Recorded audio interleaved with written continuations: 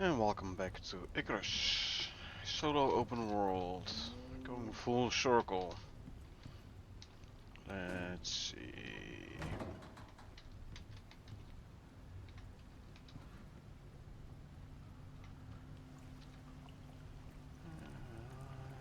I don't want to make myself a new fire extinguisher though.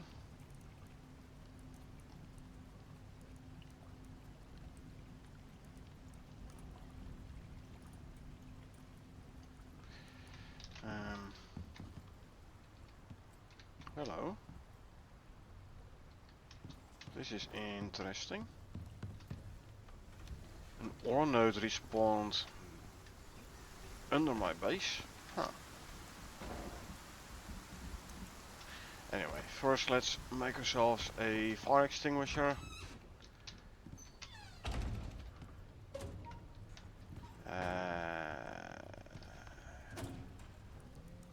I had, oh here it is. I had Josh come in earlier this week to for his build 2.0 stream, and he did do some recording, and I gave him my fire extinguisher.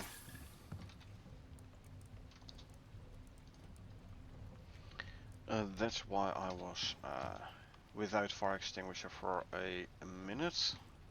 This is an interesting one. Not sure how and why that one respawned, eh? Because it shouldn't have. Anyway. The lantern.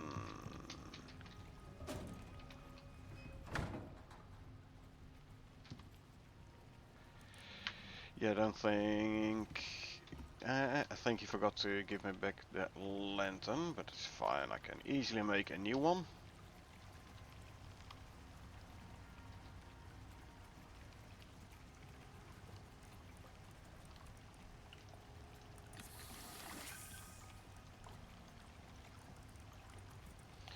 Give me a full milk bottle, cause why not?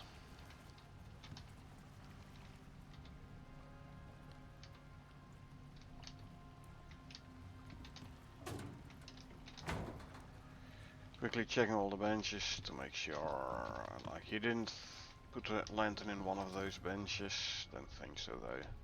Probably forgot. Like I said, not a problem. I can just make a new one. Meh. Let's see.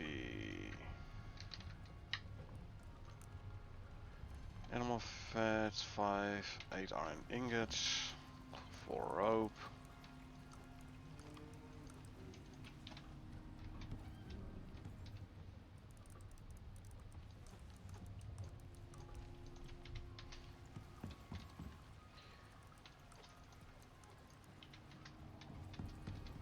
This is enough to make myself a new lantern.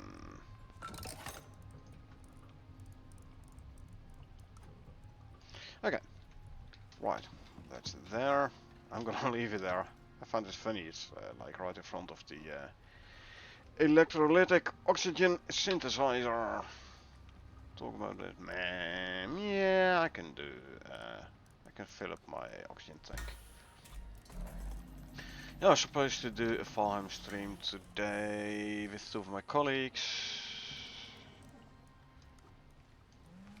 However, both were a no-show. One at least responded to my attempts to communicate. The other one didn't react at all, so we just go do a an Icarus stream. Me.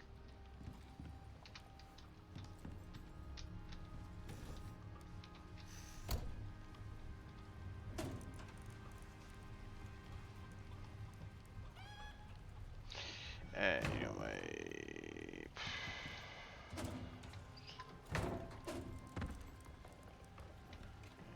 Interesting one of those unmarked cupboards. Nope. Oh, there's the lantern. Eh, it's okay, it's fine.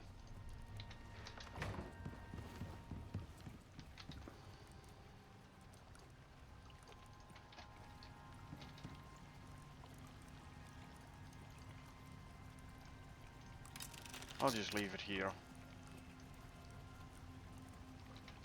Okay, so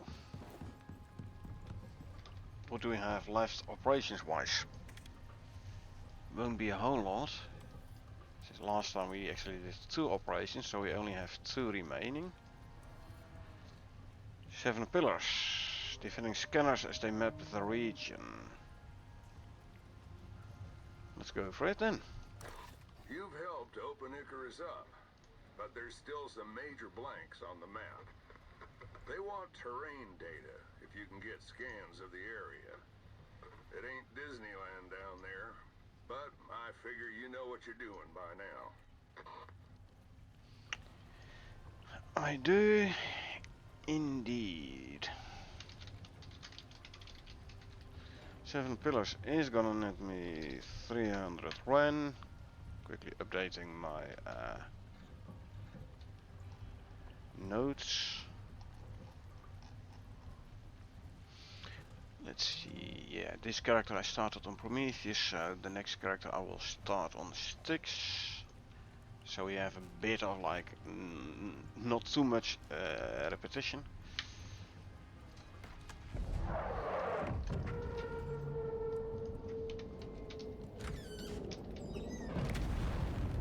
Okay, let's go and grab the rider thingy.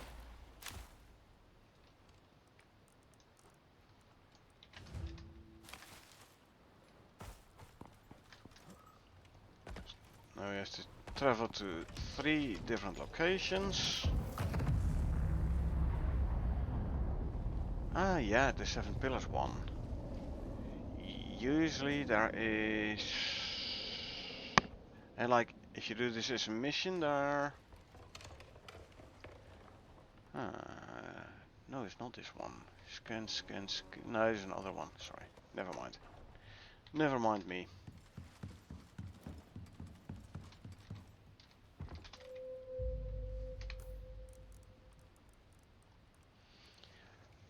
Somehow I did end up with an extra item in my inventory, and I have no idea which one. So I used to have like 3 slots available, although this probably without a shield in my inventory then. Probably. You know, you know, I'm not using the flare arrow anyway. So let's throw them in there. I can move this one up. Can move this around slightly. There we go. How's my food? 449er.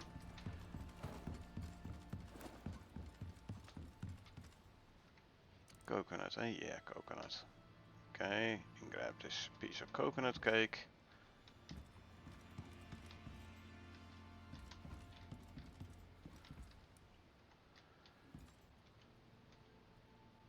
Fill her up to 8.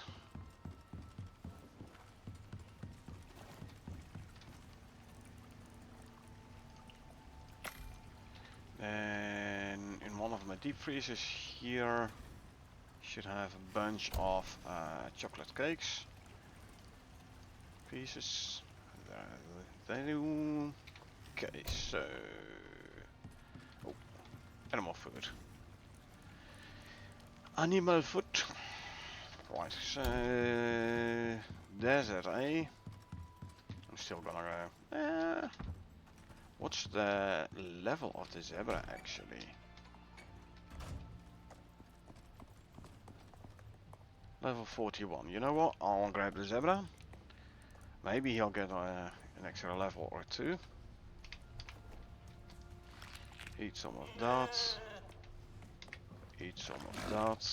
And eat some of that.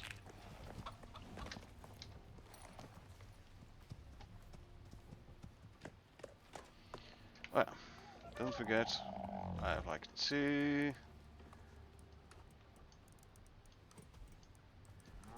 3 rows with inventory slots, so I am now full on mines mode. We head in south.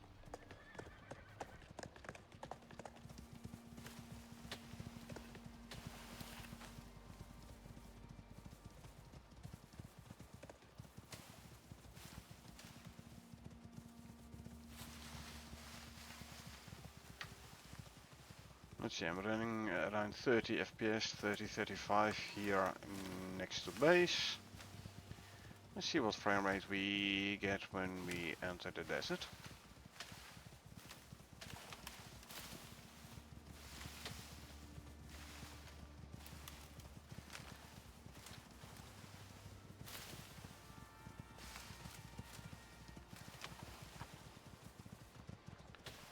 Pass the salt drill.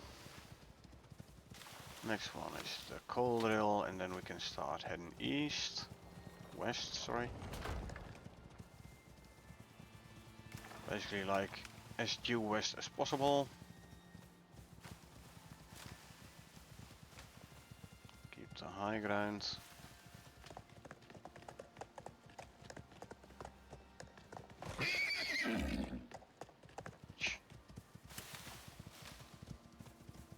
Zebra is a bit whiny when it comes to taking damage. It's fine though.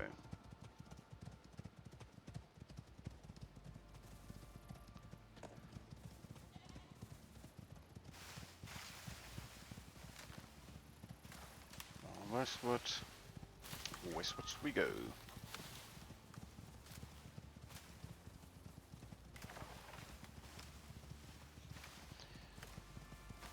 Alrighty.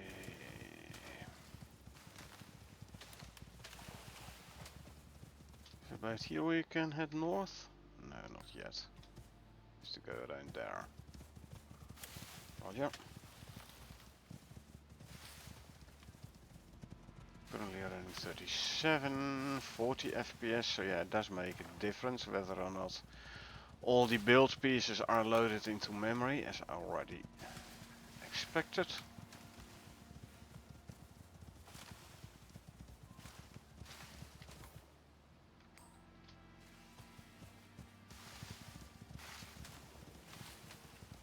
Bear left, ignoring.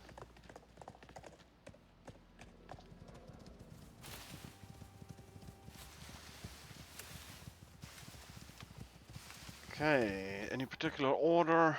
Well, go that one first, then we go there, then we go that one. Which is, by the way, pretty close to that sandworm. Hey Hunter, perfect time, just got home from work? Yeah, indeed. Yeah, I was supposed to start playing Valheim co-op about an hour ago with two of my colleagues, but both are a no-show. So I waited for them, tried to contact them. One is like, yeah, I'm working at the moment. Customer having an issue and he had to go there and fix it. And the other one, meh. So then I decided to start playing some Icarus instead. What do the world bosses look like? On Olympus, looks like you only have the sandworm as a world boss. Not like Styx, where you Styx, where you have the Scorpion King and the Alpha Wolf as well. I mean, as you can see, these are the only ones showing up, and I do have the armor attachment on my helmet that allows me to show world bosses.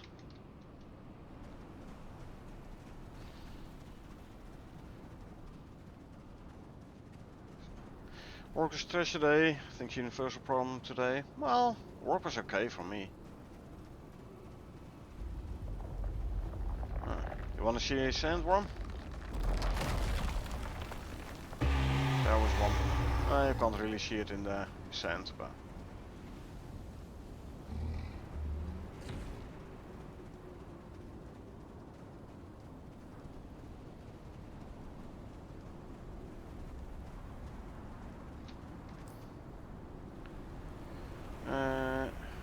oh. I'm past the scan point. What did they even drop? The sandworms, they drop scales, sandworm scales. With every time you hit, they drop a scale. Seeing as I usually do the sandworms with my knife, I hit them a lot, so they drop a lot of scales as well. Where's it go then? Somewhere around here. Well, maybe I should make myself a shelter. Actually, where's my medical satchel? Give me one of those. Bit of heat stroke resistance, etc.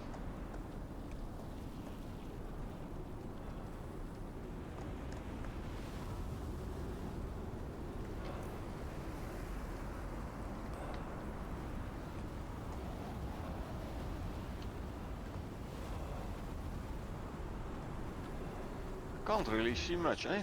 Oh. It's around here somewhere. Okay, well, let me quickly build myself a shelter. Use set to stay. Quickly drink, consume. Doesn't seem to be worth it. Well, you can make nice armor out of them. And some weaponry, but is it really worth it? Well, they're fun to do ever so often. Let's put it that way. Other than that, yeah, indeed not that worth it.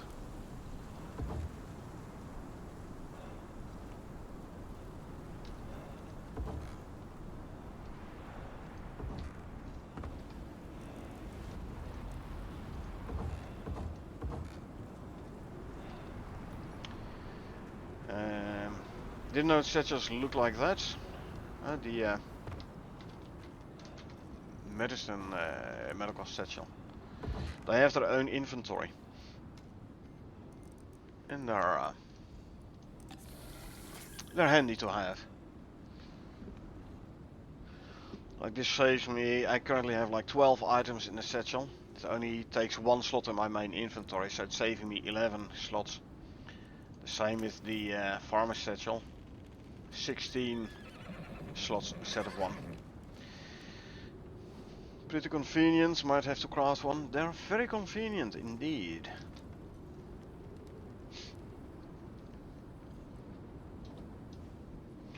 I'm kind of waiting for an ammo pouch.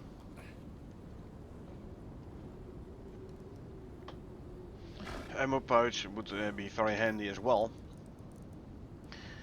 I did throw out my flare arrows because I basically never use them. I still have 7 slots of ammo. So if we get an ammo pouch, it would save me 6 slots. And even though I can go up to 78 slots, I'm still always running out of slots anyway, so hey. An opportunity to save some slots, like combine some slots, hey, is very, very welcome to me.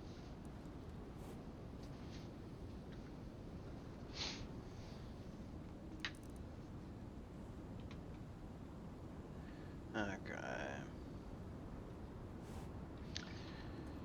Hope to come out with a pretty big update soon. Well, they are back from vacation. The last couple of weeks we had the short patch notes and like the little update. Little updates. Well, little being relative, obviously, because the addition of coconut seeds, last patch, was a quite nice addition. But yeah, because they were on vacation, like, you know, the New Year's period vacation. But yeah, they're back from vacation, so hopefully they come out with like indeed like bigger updates again.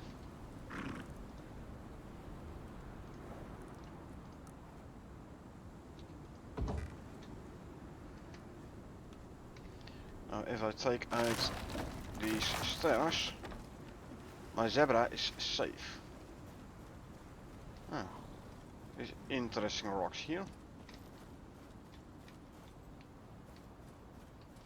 Looks like they have an issue with the hitbox.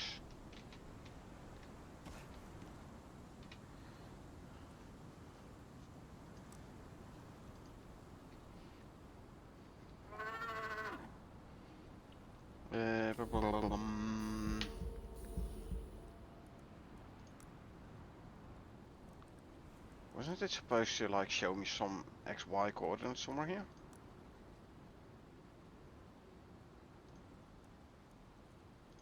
Huh. Meh. Looking at the roadmap 2023, there were a lot of cool concepts on there. True. Although quite a few of those have been implemented already, actually, you know, or are gonna be implemented in the Great Hunt. No, I want it closer.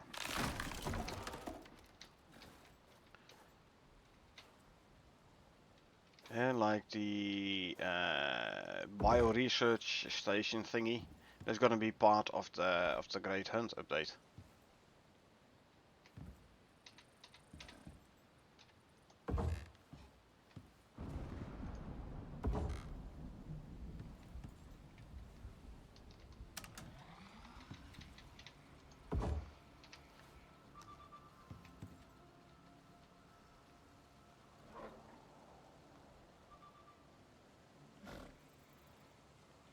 What kind of animals do we expect to come up here? Like this is the only place I can come up through. Huh. Should I start a Styx or Prometheus server soon? Those things ain't friendly. Well, I mean, they're nice. The sound is cougar, by the way. Looks like nah, it's still moving. You haven't heard about Great Hunt? It's been mentioned in future content in multiple patch notes in the Looks last like couple the of unit stopped. weeks. Get it back Well, it's online quite a or few you're gonna weeks be here actually. for a while. Okay. This mission needs some work, this operation. If the animals spawn over there and they can't come in here, that ain't good. Okay, time to move out. There's another zone marked on your map. Yeah, like I said, Great Hunt is being mentioned a couple of times in recent patch notes in future update.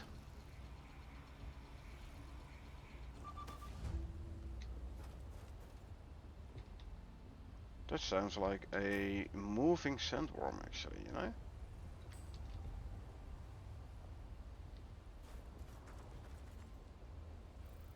Huh.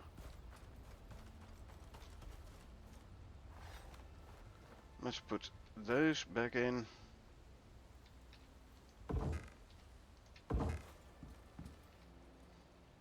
Grab you.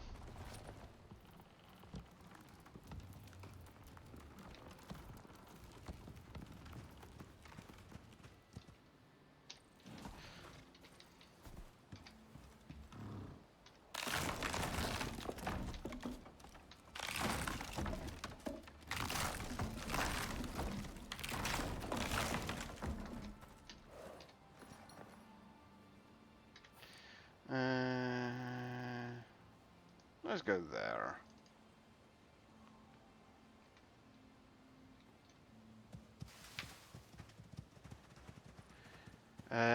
Yeah, Great Hunt. Okay, now I have to try and remember what it actually said in the... Yeah, see? Traveling sandworm. What it actually said in the patch notes. Like, what can I tell and what can't I tell?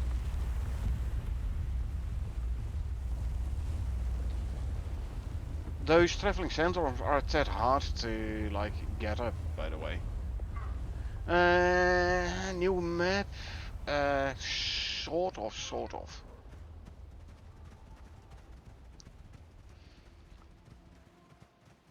But Great Hunt is the reason why they introduced the new weapons like flamethrower and carbine. So you are gonna need a lot more firepower for the Great Hunt.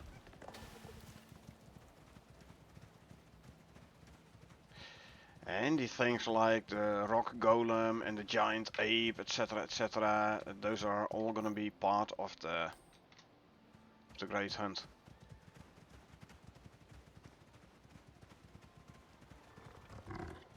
All the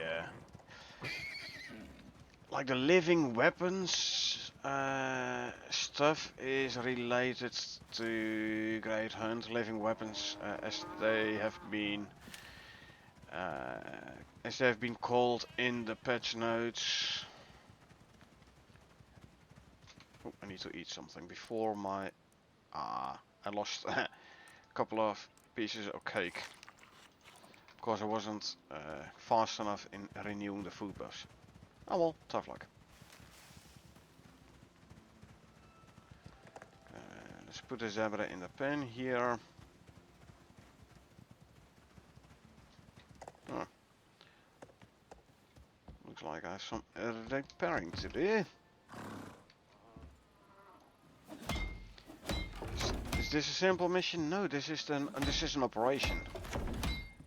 7 pillars operation.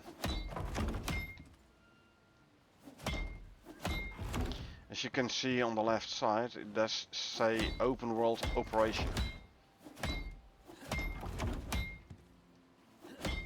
At some point I'll have to come here and replace these with steel roofs.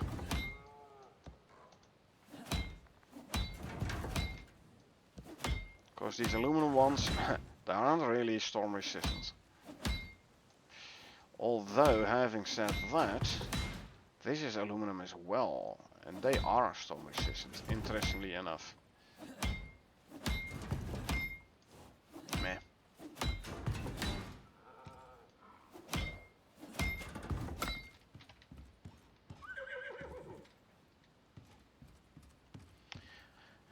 Okay, let's see, I have to go to that island over there, You're still powered.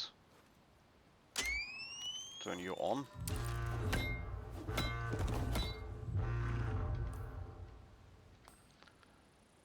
Yeah, I'm running higher frame rate here than at my main base. I'm running like 35 to 40 FPS, whilst at my main base I'm running 30 to 35, so I am running slightly higher FPS here. As I expected, by the way. And less objects around here, and especially all the objects regarding mountain base and main base. 5,000 meters away almost, so they're not loaded into memory. No power and water network tick calculate. Well, actually they still are. But those calculations still happen.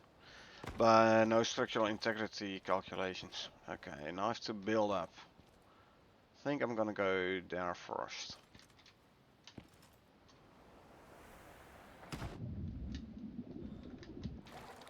So, let's see if I come like here. Why are you doing the operation? Well, I want to do all the operations in this open world. You made it. Now you're gonna need to search the area. I've done them all in Prometheus, and I've done them all in Styx with this character, and now I'm on Olympus.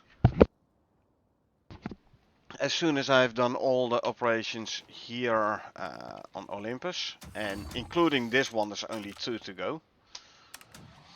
As soon as it's done, I'm gonna start a new character, and I'll start in Olympus with a new character, level 0, no workshops, stuff like basically completely new, no space equipment, level 0, and then this is like part of the replayability of Icarus for me. This zone's hot, so a little advice. If it moves, kill it. Yeah, if it moves, kill it. Well, there's nothing gonna come up here. Wow, there's an mammoth. There's a problem. Start the unit back up, or this is going nowhere.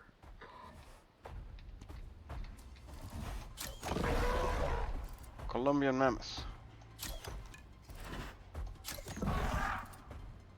Is the hitbox gonna... Okay, time to move out. There's another zone marked on your map. Sticks, you think it's gonna be your new world? Well, same for me. Like I said, I started this character on Prometheus. And then I went into Styx. And with that character, and then I went into Olympus. So I want to have done all the operations on all the maps.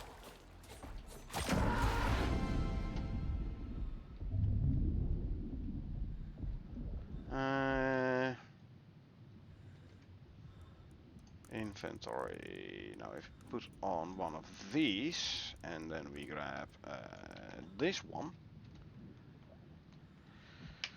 Just need some red exotics. All you need to do is start in Prometheus open world and do some either do an operation there.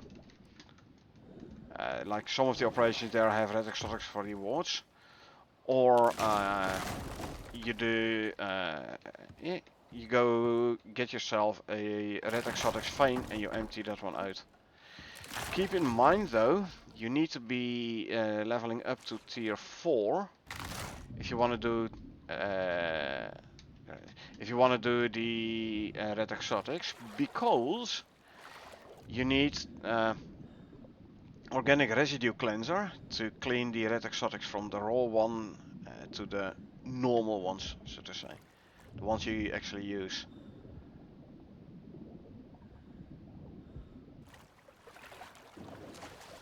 So you do need to go to tier 4. If you get them from a mission reward, they are the refined ones already. Only one bulk slot, huh? So I can only grab one tusk from that mammoth. But yeah, if you get red exotic reward from operations, it is the refined one already, so you can straight away send them up. If mined from a vein, you need to like refine them.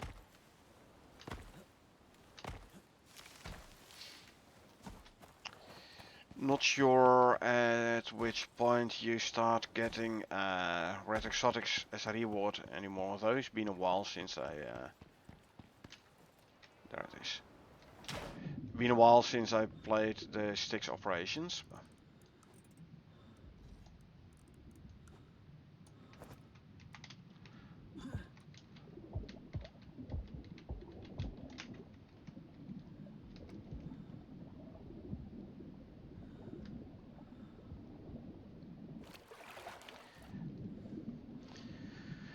But yeah, like I said, including this one, 2 operations, and then just start a new one on Styx. I can start a new one on Olympus, but I've been playing Olympus with this character. Like I am playing Olympus, so if I would start on Olympus, it would be like basically the same as we had. So I don't really want that. If I would do actually I need to drop this one. So I can give you this one to carry. So if I would play Olympus, it would be basically the same as I'm currently doing. I don't want that. Doing the Prometheus would be the same as with this character when I started. Don't want to be doing that either. Plus we are playing the co-op Icarus. This one we still need to do. In Prometheus, I don't want to like do the same content as that co-op stream, not straight away at least. So yeah, hence Styx. Why don't I play solo Valheim? I prefer co-op gameplay above solo gameplay. Also for Valheim, like yeah, I rather play co-op, you know. Plus what? Start a 3rd server Valheim? could, don't get me wrong. The server I run it on is powerful enough anyway, but I'm like, yeah, no, don't really want to.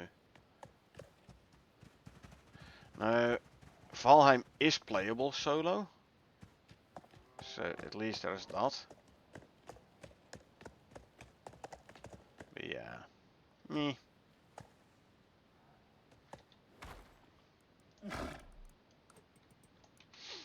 Actually,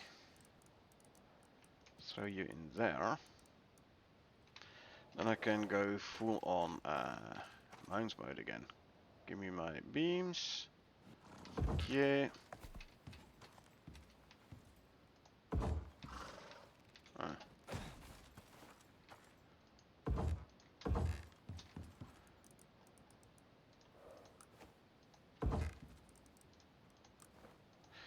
Also, I know my limitations. I know, for example, the plains boss. I know I cannot take on my own.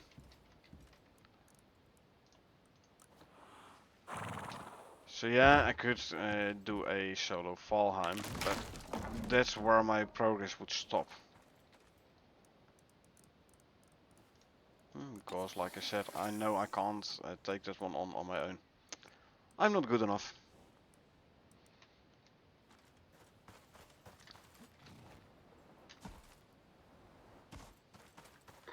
You made it to the area. Yes, I did. Get searching.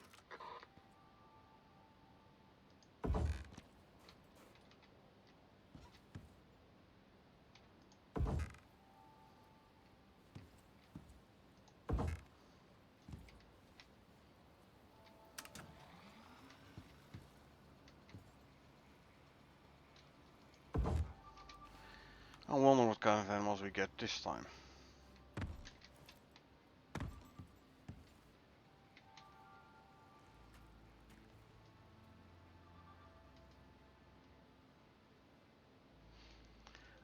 Nice little trick like so. Take away. This zone's hot, so a little advice. If it moves, kill it. Take away the ramps so animals can't get to there anymore. And then your mount is safe. If anything is gonna aggro on the mount, it is gonna... Something happened. You're gonna need to reactivate that. like it's gonna stand underneath it. Can't reach the mount, so... Hey, stand still. So I can shoot you in the neck. Good. Stand still, stand still. Now I know I can go like guns, but I don't wanna.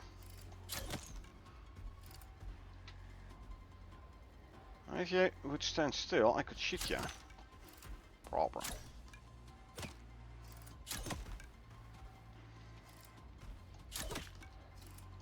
Let me quickly kill the elephant and then I'll get rid of that bot.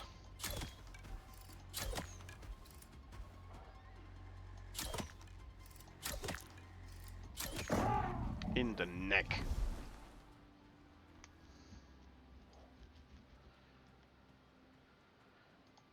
Then... Okay, that's done. No more bot. Good.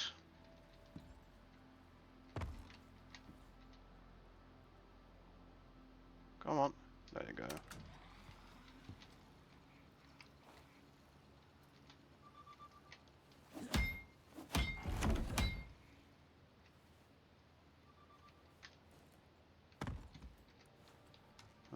Down to 41 arrows. Done here, though. Check your map for the next location. Oh yeah? Don't want to say much, but I thought it was the last location for the scan.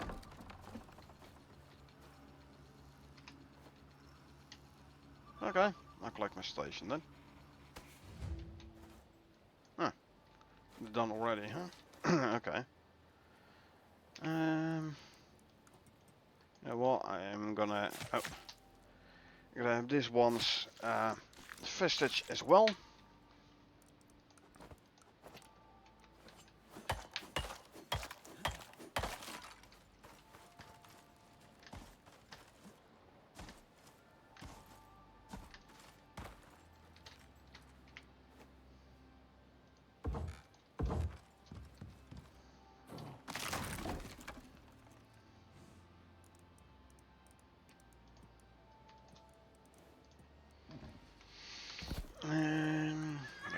to here.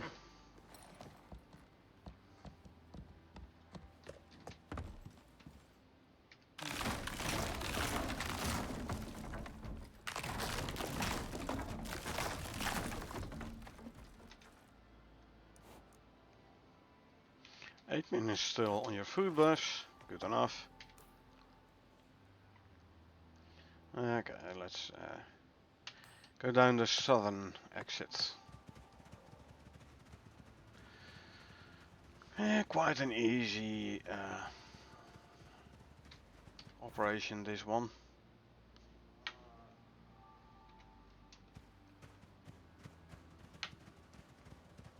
So now there's only one left, which I can do today, and then next Icarus solo stream start a new character. When would it be? I don't know. Thursday maybe?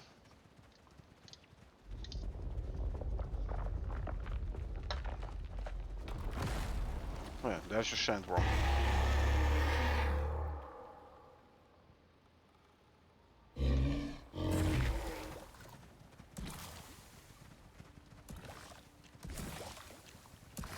Bye.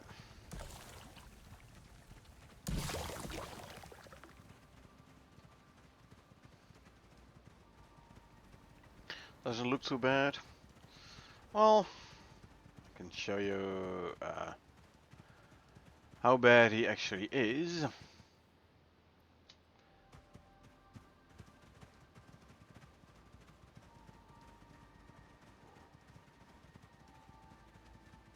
Let's see where he popped up there. Okay. So we're gonna put you somewhere safe.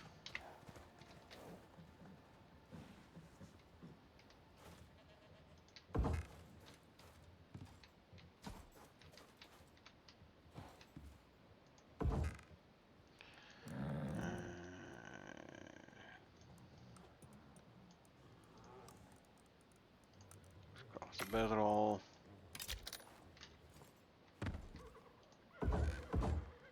This time I am making this one slightly bigger, so in case I do die, yes it does happen, sometimes I get a bit too cocky. In case I do die I can like respawn here.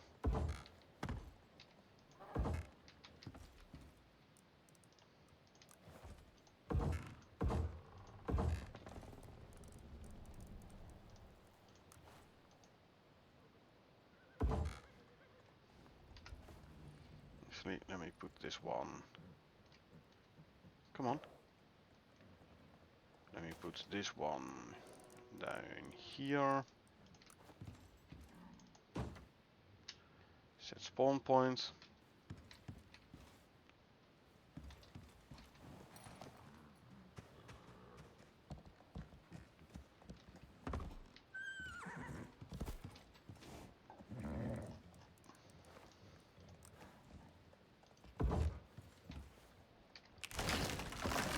The way how I usually take those guys on. Let's see. Food bus are good.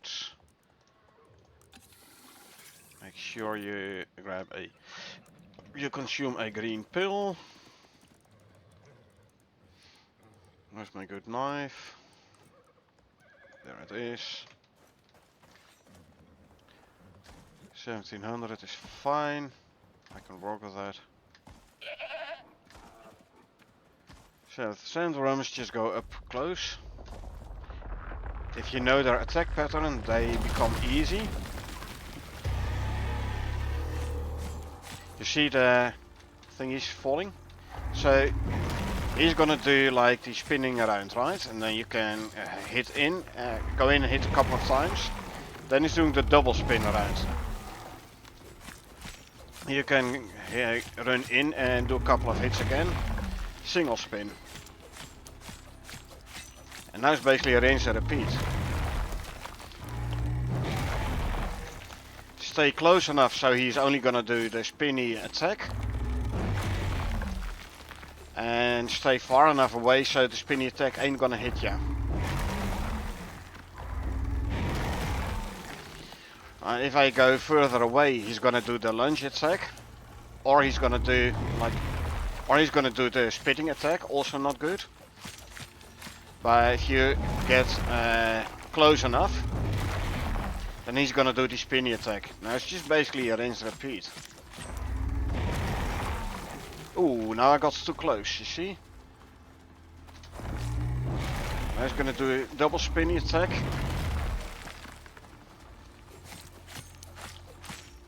Slightly back.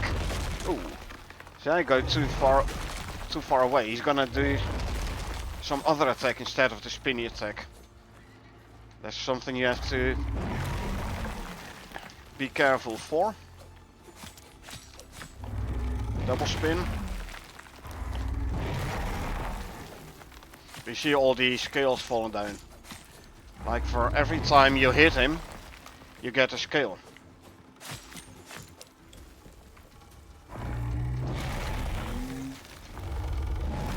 6 spins. I was gonna do a single spin. And run in, hit him. Double spin. It is taking a chunk out of your knife though. Single spin. And run in. Double spin. But yeah, if I would shoot him with a gun, I do more damage per hit, so less hits for him to die.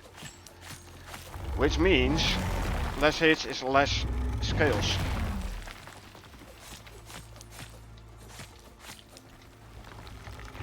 Oop.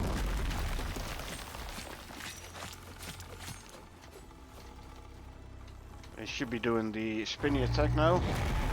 Single. Yeah. He dead.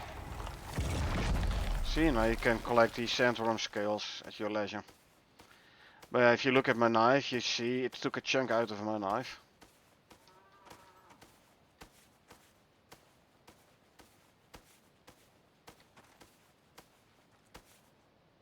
I don't really need those scales, I have plenty of them scales back at base. Where's my mount? That way. Is the health bar bugged? Yeah, I've never seen that health bar work proper. Might be something with my DS, I don't know.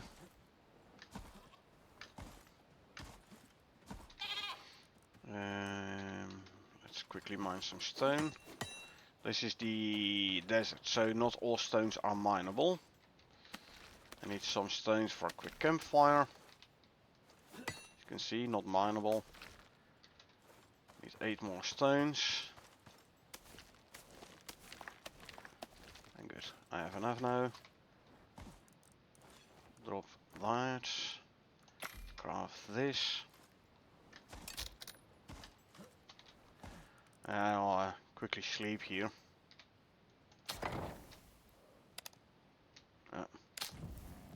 Come on. There you go.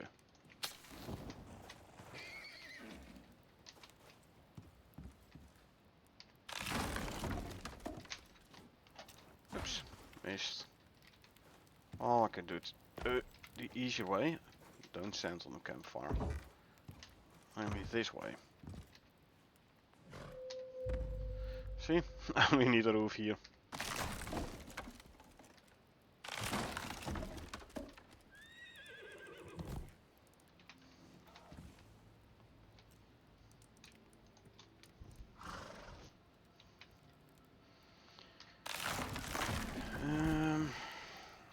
Give me the wood back.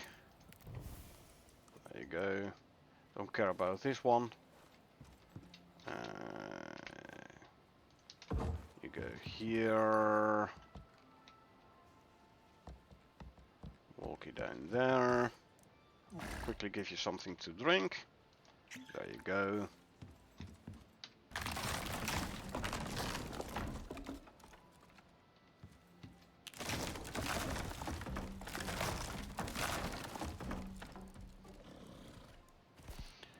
Inventory. There you go. demand something to eat. So yeah, if you know how to handle these sandworms, yeah, they become easy. And in retrospect, I didn't need the green pill, but last time I was like, oh, I'll show you how I do the sandworm. Then I got too far away from him and he spat at me, and I didn't have my food buffs up, so long story short, I died. So that's why this time I actually went for save, played for save, and I did actually consume a green pill.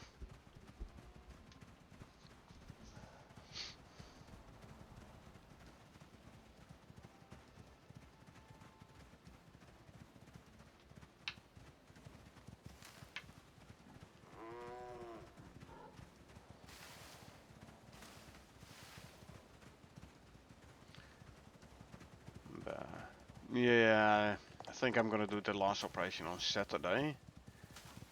Probably gonna be a bit shorter stream Saturday, because I have to do it between waking up and going out for the weekend. Oh, B3. And Kiwi. Huh?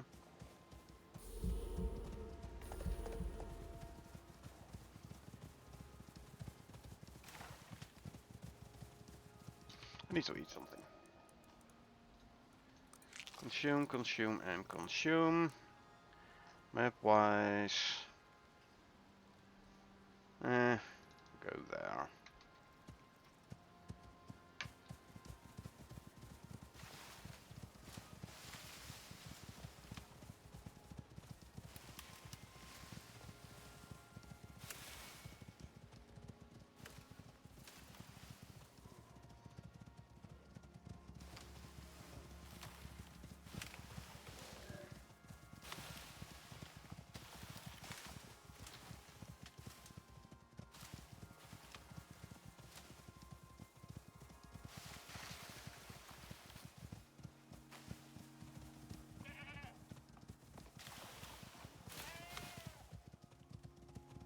Alrighty, running back.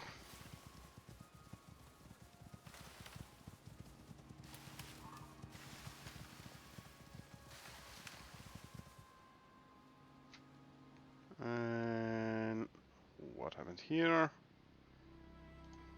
Okay. I'm running my dedicated server on a Windows machine. And looks like that Windows machine is currently rebooting due to Windows updates. Freaking Windows updates. With its auto reboot. Sucks, I know. Should be back in a couple of minutes. You know, even though I'm just an hour in, I'm just gonna go for a quick smoke, and then when I'm back I should be able to like get back to the DS again.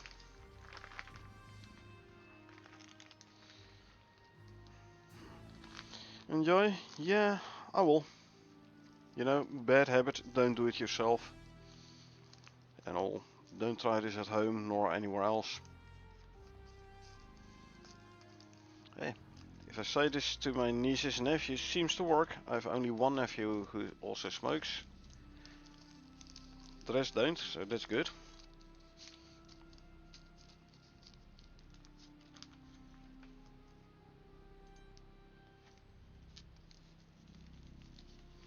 Yeah. The DS itself is in the process of starting again by the looks of it. I just can't reach it yet. So yeah, I'm gonna go for my smoke and I'll be back shortly, as you can see on screen.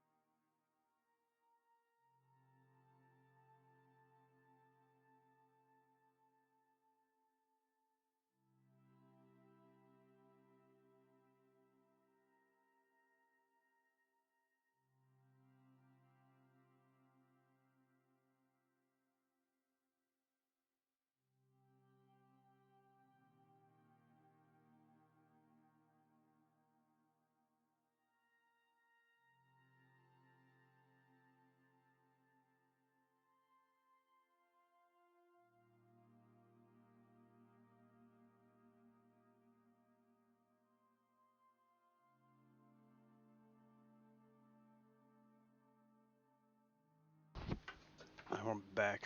Let's see whether or not the DS is back. It is. Lovely.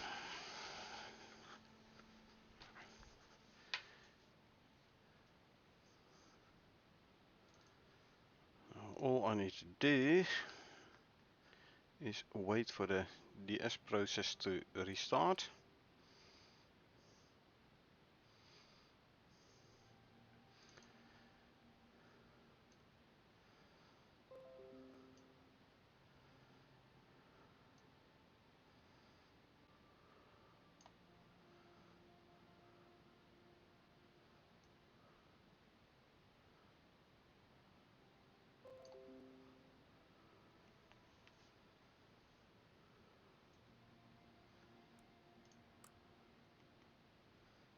Okay.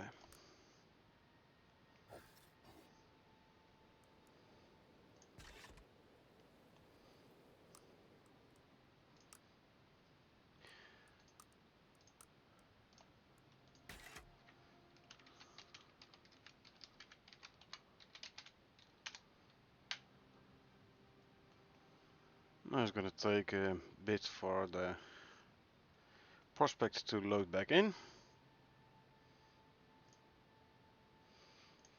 And usually I do this before stream because it's a big prospect, so it usually takes some time to actually load in.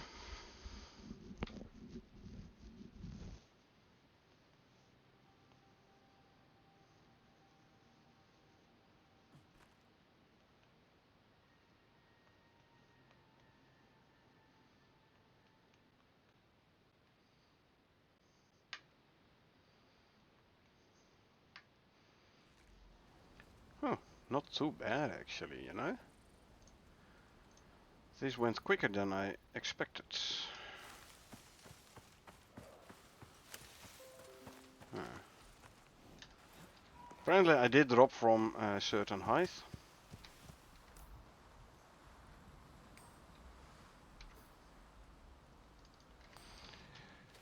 Judging at my sprained ankle and my health bar, but meh, it's okay. It is okay. Luckily I didn't like spawn in the middle of the Sandworm fight. That would have been slightly more annoying.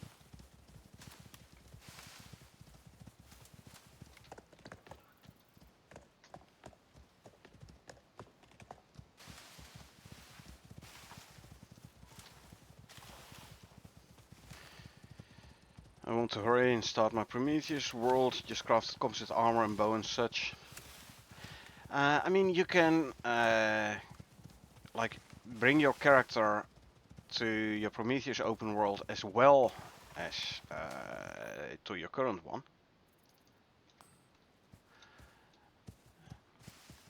I did not get back up to space in my sticks and in my Prometheus open world. I just dropped down in a new one.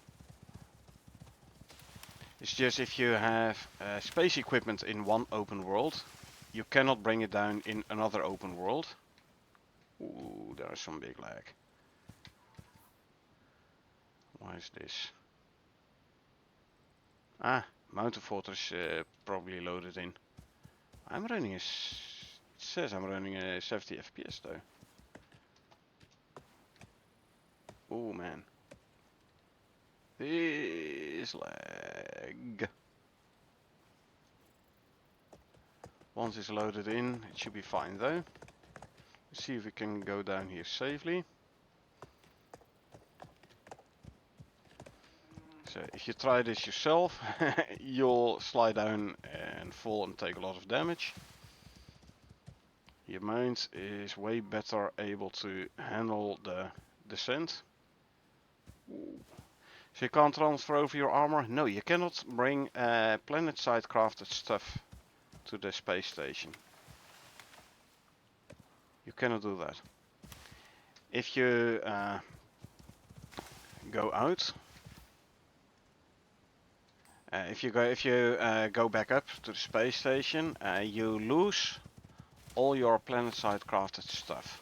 So keep it in a chest or in a cupboard in your open world, then it should be fine.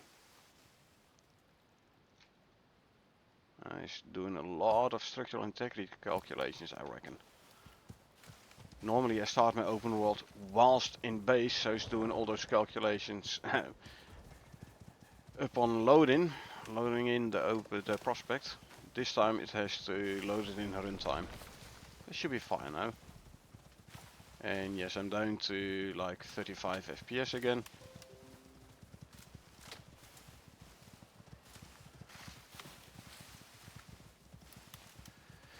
So yeah, if you wanna go up to the space station, like if you want a new spacesuit, you also have to like go up to the space station in order to change your suit. Put all your planet-side crafted stuff in a chest or something, or cupboard, and then go up to the space station.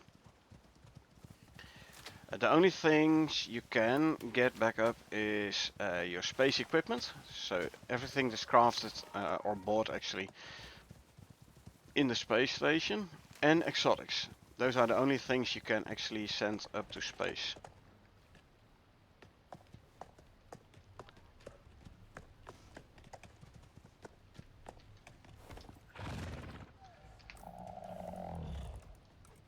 Let's grab a couple of carry modules. So I can grab all this stuff. Oh, he did get a level. No, he did not. He was level 41. Okay, check. Let's see. Animal stuff. Yeah, I've plenty of those scales. So you know what? See, I have hundreds of them. Let's just get rid of them. Not drop. I wanted destroy. There you go. No, not empty container. Consume. Vestiges. Elephant and the Colombian mammoth. Oh, I have a woolly mammoth and a Colombian mammoth now. Cool.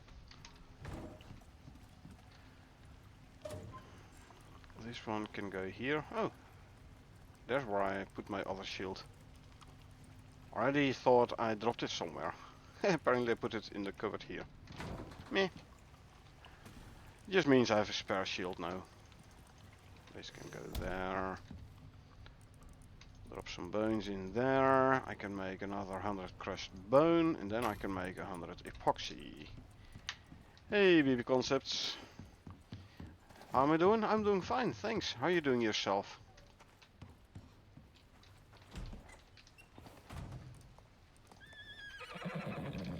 Grab the tusk.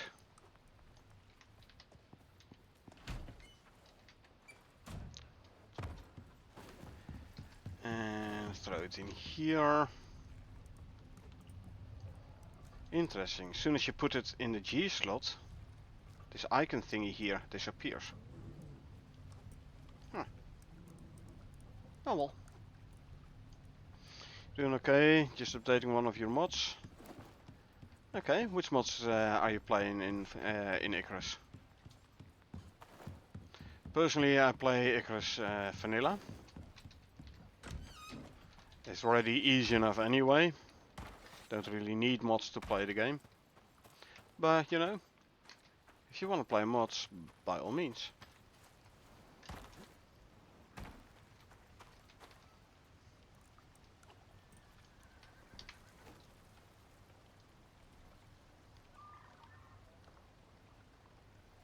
Mountain Fortress.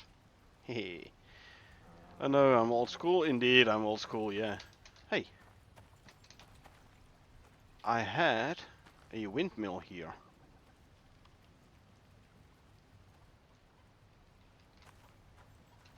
It's no longer there. You know what? Let's just make a new one. Not sure why it disappeared, but...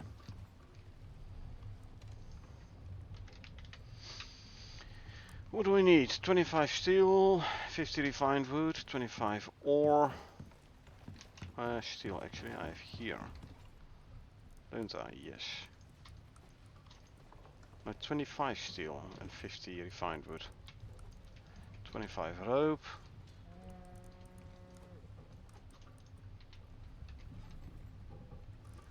And what else? Let's try and type it proper. 50 stone.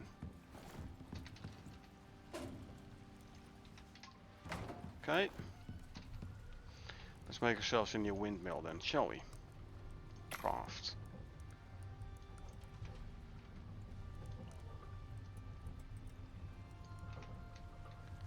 Let's put these ingots in their respective cupboards. Steel ingots go here. Gold ingots go here.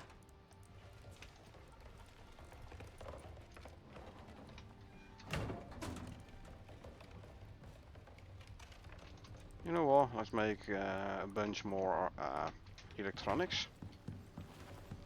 Why not?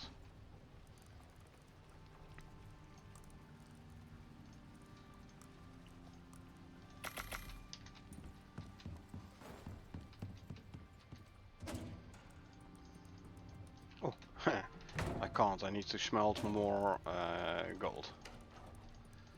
Okay. And let's smelt some copper as well.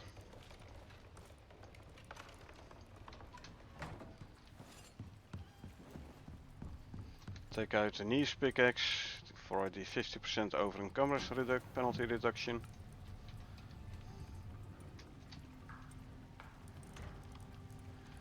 These store in there for now. I want like 10 more gold ingots.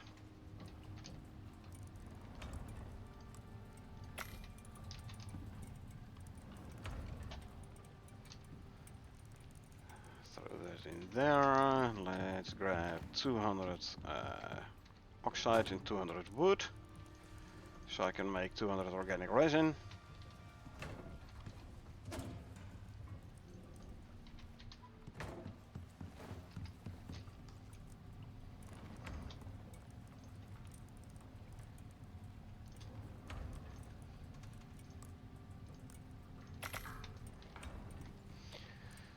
Throw the epoxy in there.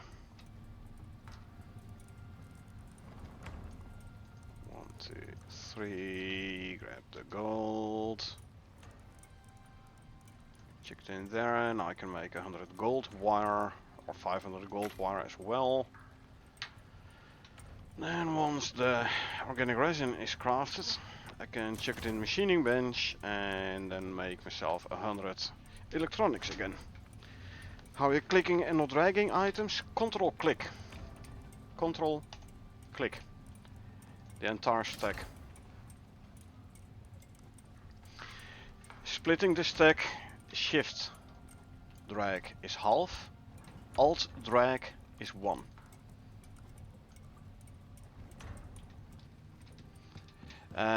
Multiple stacks, by the way, all stacks of the same type, shift control click.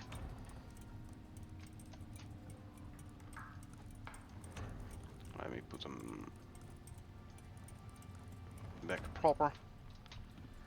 So control click for an entire stack, shift control click for all stacks of a particular material type. Dragging, shift drag for half the stack and alt drag for a single item.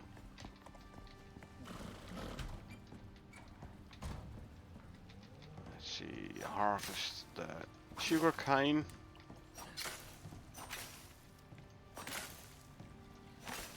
Harvest the wheat.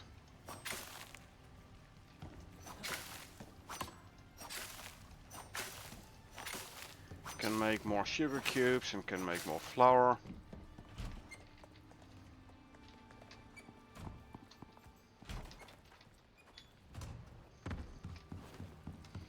Run with the bow out because I have this talent where I can move faster with the bow out. No flour.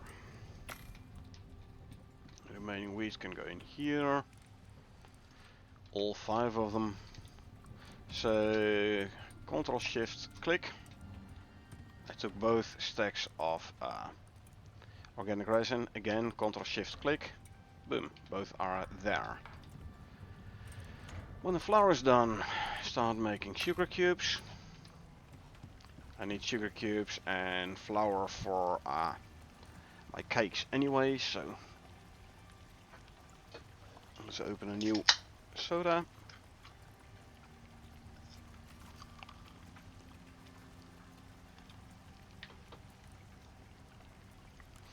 Okay, these seeds can go in the seed cabinet. Control Shift click, all seeds go there. Like seeds is the only one where if you Control Shift click, it does multiple different stacks, but they're all considered seed, so they all go. The same, by the way, if you have like if I harvest wheat from the greenhouse, then you get like the wheat that is grown by Prospector with a little glow around them, the aura. And if I harvest wheat from here, I can quickly show you. It doesn't have that aura, as you can see. Still, Control Shift click is moving both the ones with and without the aura. Hey Josh, welcome. No Valheim today. So Control Shift click, there you go. See all the wheat stacks. I was supposed to play with 2 of my colleagues. One he's like on standby, and one of the customers had an issue, so he's working to fix that, and the other one didn't respond to any communication. So then I was like, yeah, I'll do some Icarus instead. We just finished the 7 pillars operation. Oh, happy news for you. Yep.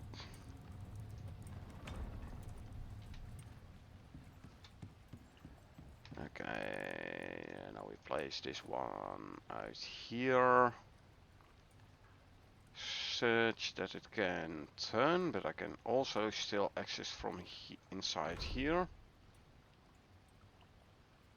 I can interact with it, but I think it's too close to the base now.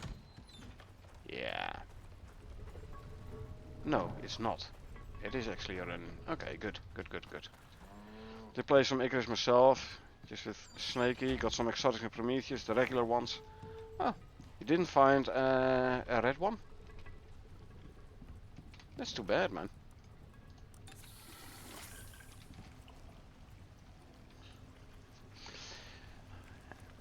Let's see. On this character I don't have that much red either. Less than 4k. But again, on this specific character, you know how I play. I keep track of what I earn per character, and I'm only using the exotics and the Ren I earn with this one. But yeah, just using radar. You went to the closest deposits. Wrong biome. Yeah, the red exotic is only in the volcanic biome. Speaking of talents, can we show you the combat talents? Sure. Like I went for this one. Faster move speed while holding bows. For when I'm not on my mount. One into here for more arrow damage. And only because I wanted to go to this one. Increased durability on the bow. Oh, you got 2 in the bow agility. Still 8% movement speed increase. So yeah, I wanted to go for this one. More durability on my bow so it doesn't break that quickly. You use bow a lot, haven't thought so much about it. Bow and knife are basically my go-to weapons. bow also because faster movement speed with bow out, and then it makes more sense to actually use the bow, and especially with the increased durability. I have like 23k durability, and the attachments 32 attachments with less wear rate of items, so it doesn't break that quickly. And the compound bow, even with your standard flint arrows, is doing a lot of damage. Sure, I could go for better arrows, but I'm like, yeah, why should I actually, you know?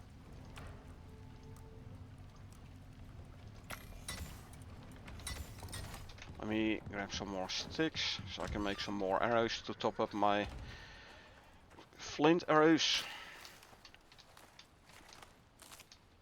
Like the compound bow with flint arrows is doing enough damage for me, so.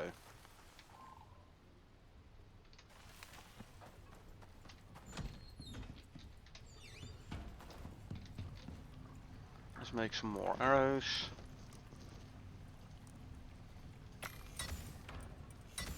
I can top up my stack. Good. So yeah, compound bow with flint arrows. I mean, the arrows, they still do 63 to 70 projectile damage. I mean, I could go for oh, didn't have to make arrows I still had here.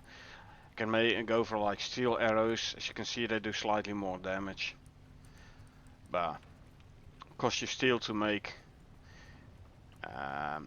Okay, they break slightly less often, 30% on the flint arrows and 20% on the steel. And if you go for like aluminum arrows, even less break chance and more damage. You can even go for composite arrows, which do way more damage compared to flint, and a 5% break chance. But you know, I don't really want to spend all that resources on making composite arrows. Like I said, flint arrows are fine. They do enough damage for me, so I don't really need to spend a lot of resources on making them composite arrows. I know there are people who are like composite arrow all the way, or even space arrows. But I'm like, you know, don't really need that extra damage. I can already one-shot a lot of animals anyway. So, and the animals I can't one-shot is like bears, which I take on with a knife anyway because it's way more fun. Or polar bears, which I prefer to not take on at all.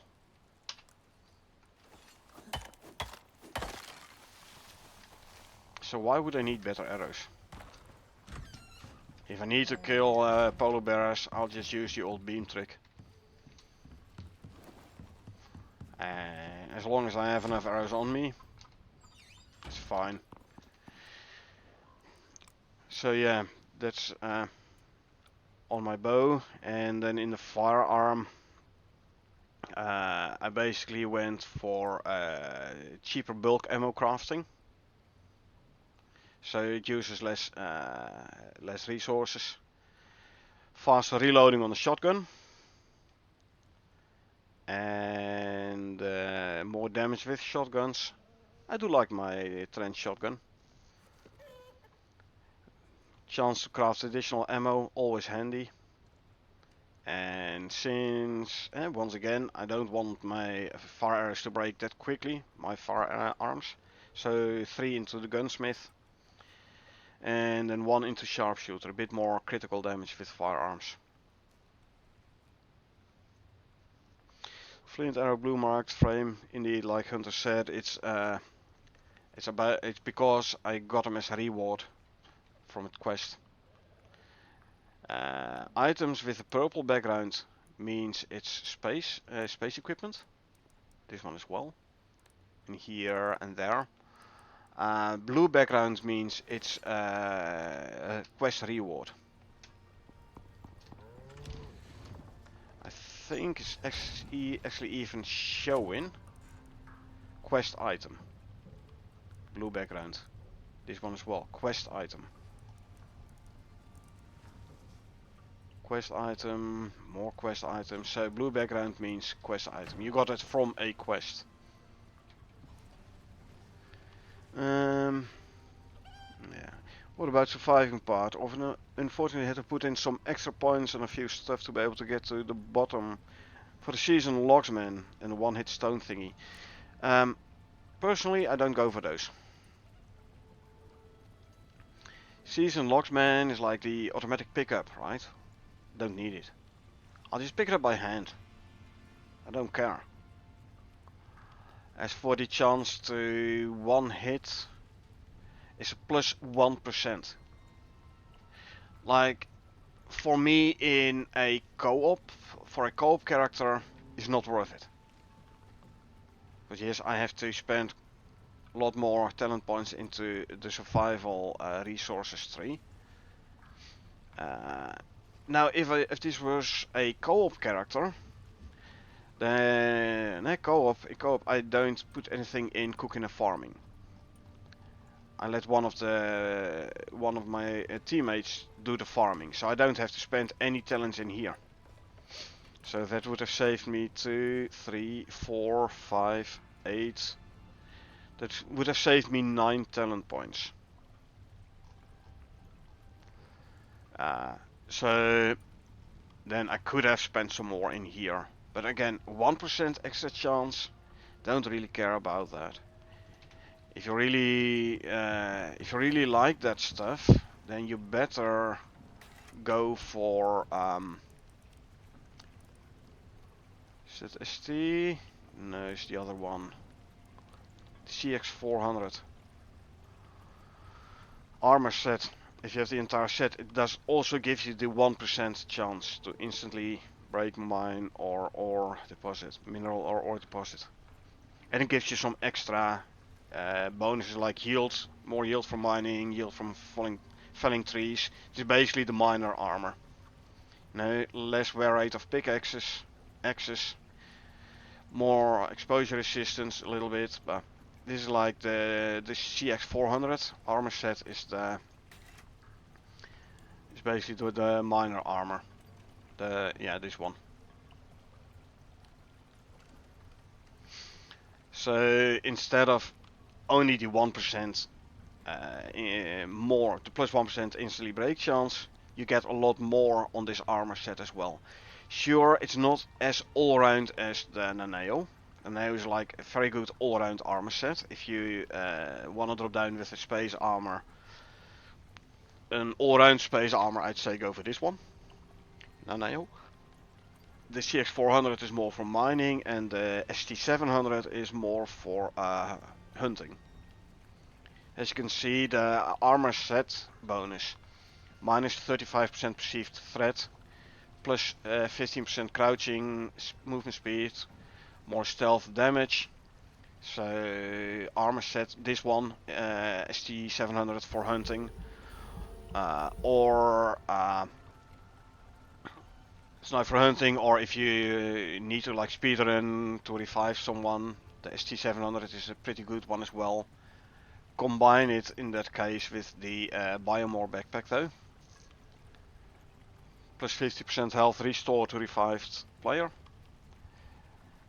So if you go in for a restore for a rescue operation, go for your ST700 armor and combine it with the Biomore backpack.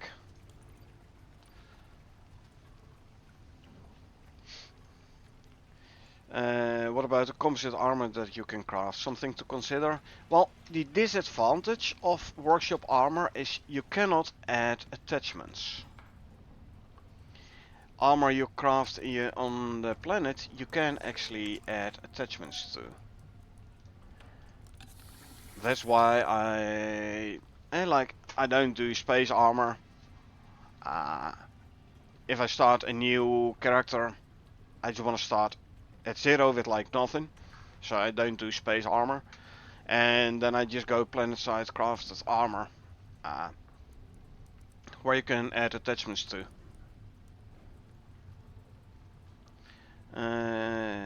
So So yeah, the composite armor is a very good all-round planet-side crafted armor, like the best all-round one. If you're talking about Prometheus Hunter, depends on where you want to go. If you plan on spending an extended period of time in the volcanic biome, I would say Obsidian armor, the tier 4 one.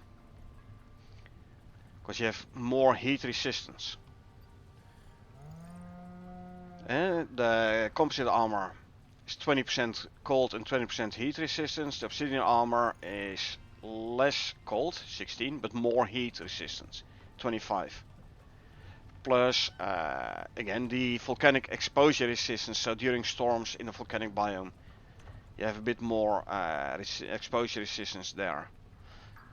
If you want to, and like I said, if you plan on spending an extended period of time in the volcanic biome, go for your obsidian armor.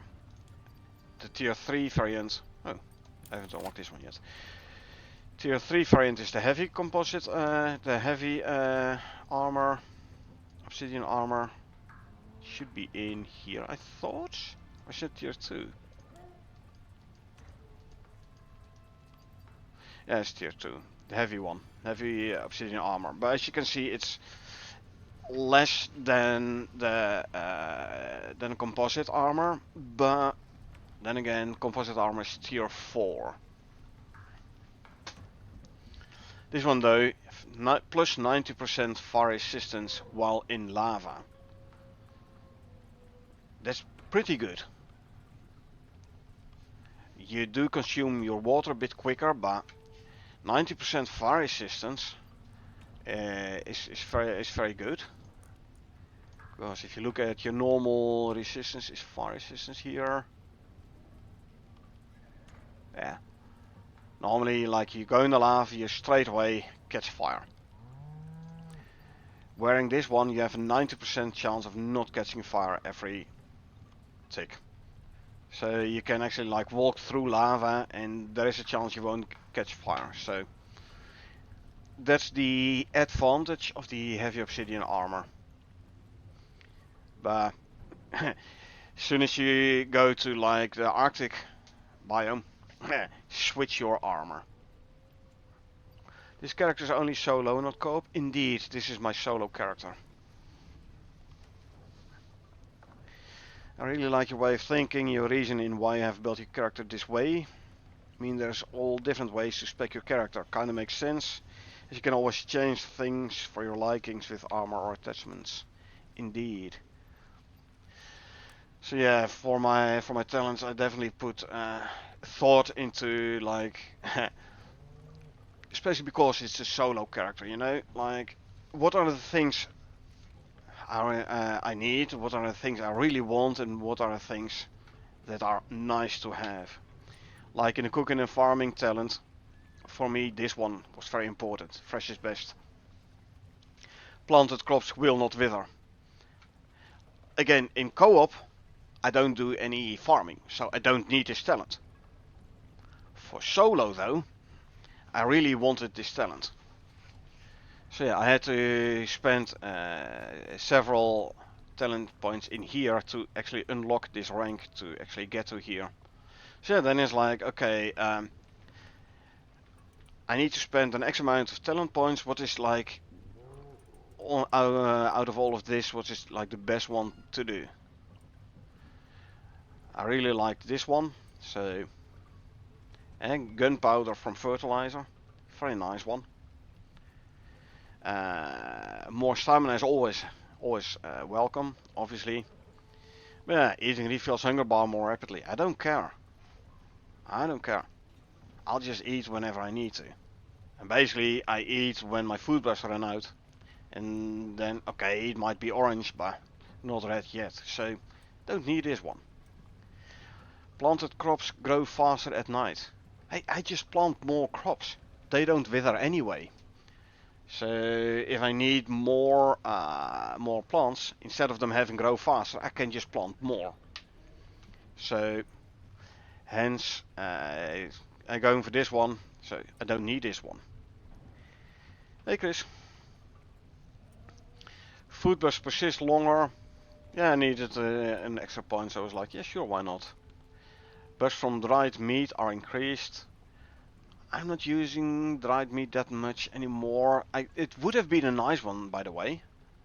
When I was still using the dried stringy meat for my mining. Plus 15% modifier effectiveness. So if you close.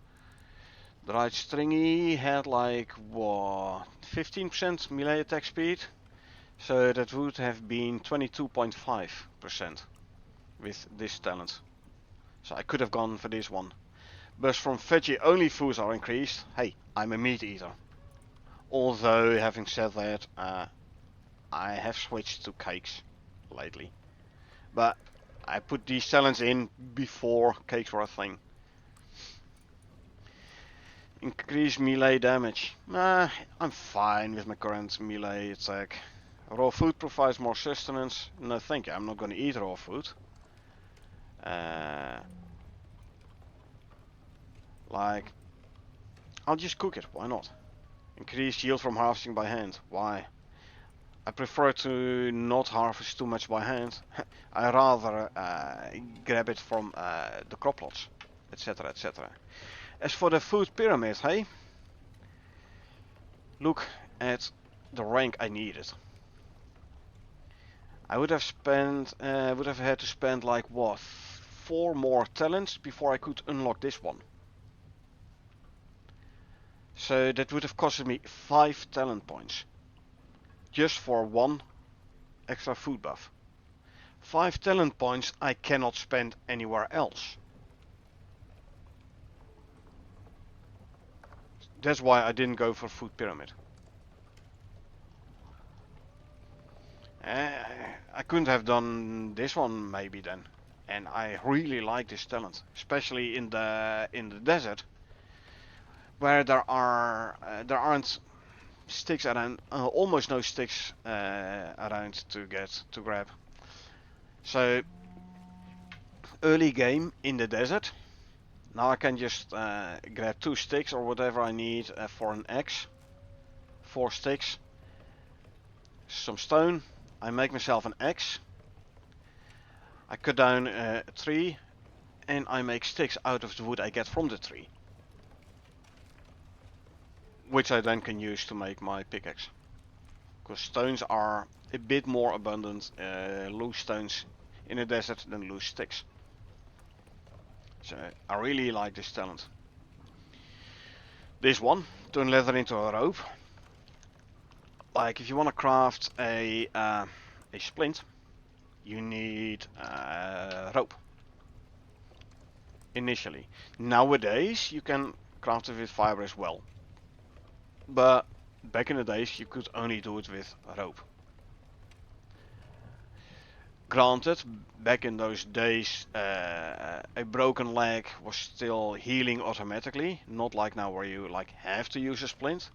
Back in the days a splint reduced the broken leg time by 50%, but it was still auto healing. But another application of turn leather into a rope, if you turn leather into a rope you can break down for fiber. So if you are in the Arctic, Olympus Arctic has no foliage. So there is no fiber in Olympus Arctic. I'm not sure about sticks. Prometheus does have fiber in the Arctic. Sticks maybe, but Olympus has no fiber in the Arctic. So the only way to get fiber in the Arctic is hunt down animals, grab the leather, turn it into rope, break down the rope for fiber, which you then can use to make a campfire, for example. Or your bedroll, if you're in the middle of the Arctic, you need to sleep and you don't have a bedroll on you. That's why I really like this talent as well. And like a little bit more stamina, I can always use more stamina. So hence the 3 in here. It's not too much to ask.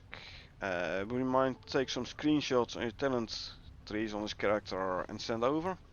I mean, you can make your screenshot here. Only thing I can, well, actually if I put it like so, yes, you have like all them talents in here. How am I doing, Chris? I'm doing good, thank you. Thanks for asking. How are you doing yourself? We just did the 7 pillars operation. Just finished that one. Let's see, here's the adventure talents. Doing good, been playing Soul Reaver. Okay. Yeah, I don't know that game. Yeah, I'm more a survival game. Icarus, Valheim. Done 2 as well, okay. Let's see, habitation, can I get them all in here? Yes, like so.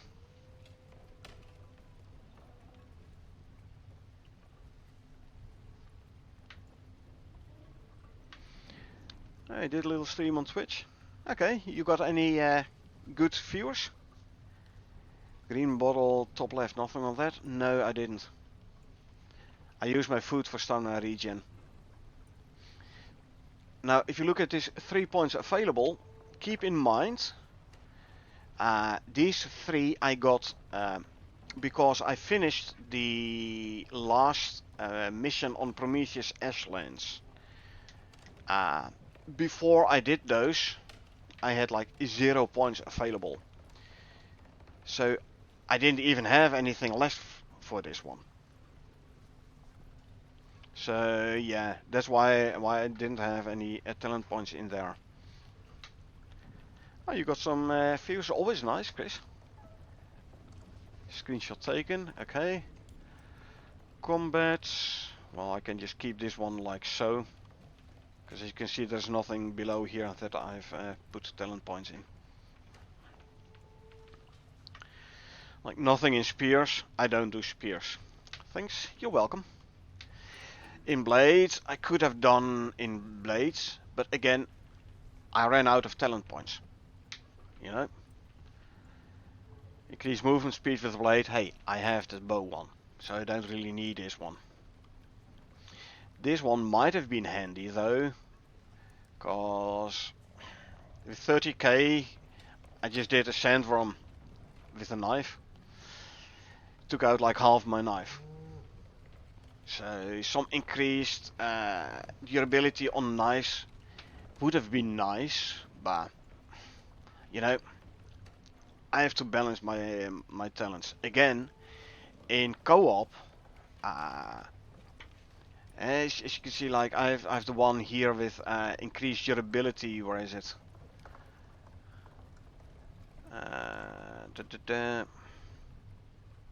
This one. I have this one.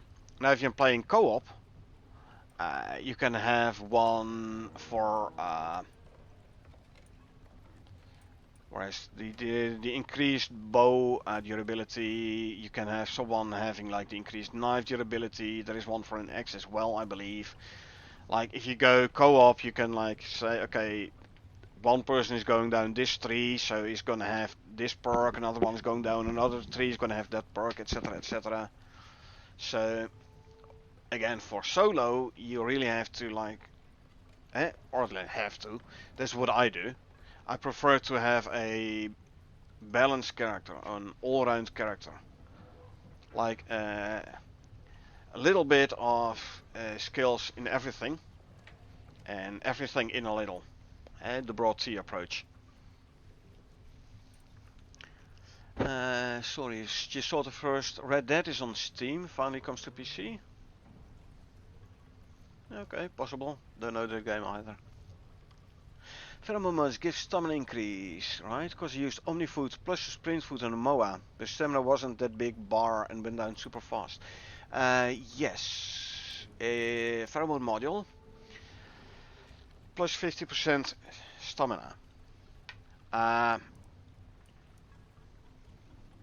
Now, if you are talking about sprinting on your MOA, and the stamina bar going down pretty quick,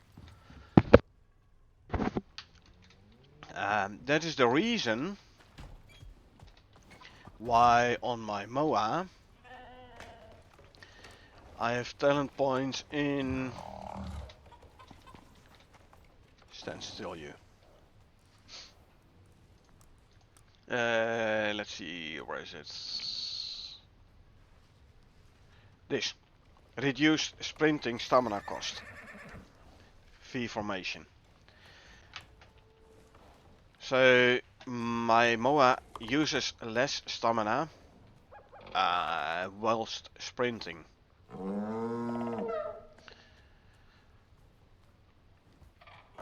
I need to drink something. This in combination with 4 pheromone modules means it has a lot more stamina and like increased max stam, way more stamina. It regenerates pretty quickly with the stam regen and the seed animal feed in combination with the omni food, because omni food increases the effectiveness of the other food buffs. So even more like more stamina regen from the omni food, from the seed animal feed, and this one, so it regenerates stamina pretty quickly. More speed whilst moving, and a bit more in the deserts, and a bit more here, etc, etc. Which animal feed am I using? Seed animal feed for the stamina regen. This one. More stamina and more stamina regen. The omni food for the plus 25% food modifier effectiveness. And as soon as I have the third slot, I add survival animal feed for more health and health regen. I prefer my mounts to stay alive. You know, I spend a lot of time leveling them and a lot of time thinking like, okay, which is the best talent to go for which situation, etc. So I prefer my mounts to stay alive, and then this extra health is very handy. Get it? Lost count of how many mowers have died? Exactly. So this one, survival animal feed for more health and health regen if it does take damage. Also, and we go back to the MOA again, talents. Here, more health, and this one, more health regen.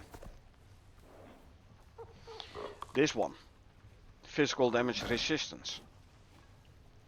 And so if it is attacked by something, it takes less damage. Has more health, takes less damage, and recovers health faster. So yeah, these talents as well, I've been putting some thought in. Now in retrospect, I could have skipped this one. I could have gone this way, and for these I could have gone this way. So I might have saved one here and then, for example, put it in here. But meh. Maybe a next time. But then again, I usually go this way pretty quickly and this way pretty quickly, and I don't know. I might do it next time like those that way. So 4 pheromone modules you're carrying, and patch 2. Yes, again, depending on what I'm doing. If I'm traveling on my mount, I go for full mount mode. 4 patcher modules. Now, obviously diminishing returns. So the first one gives you like the full buff. The second one, the buff is halved, and then halved again, and then this one, and then halved once more. However, if you're gonna add them all up, movement speed 25, like 38, 54, 38, 45, 49% more movement speed. So 4 pheromone modules is about 50%, 45% more speed. Now if you look at the stamina, 50, 75, 88, 95% more stamina. So even with diminishing returns, it's still pretty good. And I like my stamina increase as well. Not only the movement speed, but also the stamina increase. So it can sprint longer. So all in all, I can travel faster. Now, if I'm not on my MOA and I'm doing just some walking around and stuff, I don't need too much inventory slots, then this is a very nice one. One kickfall module for 40% falling resistance. So when traveling horizontally, I can travel more vertically before I start taking damage. And one mass dampener module for a bit more movement speed. Now you start out with 10% movement speed. The second mass dampener module would only add 5%. The third one would add 3. And the fourth one, I don't know, like 2 maybe. So not really worth it in my opinion to go like full on mass dampener. Now obviously kickfall module, you can go for a second one for more falling resistance for 80%. However, I have 10% here. I have 40% here. Already I'm at 50%. 10 here. 60% already. And actually my total fall resistance at this moment is 95%. You cannot go beyond 99. They kept it at 99%. You can no longer build a 100% fall resistance build. However, the 95%, I'm telling you, if I jump down from the tower in my mountain fortress all the way down, which is a long way down, I'm hardly taking any damage. And I can show you that.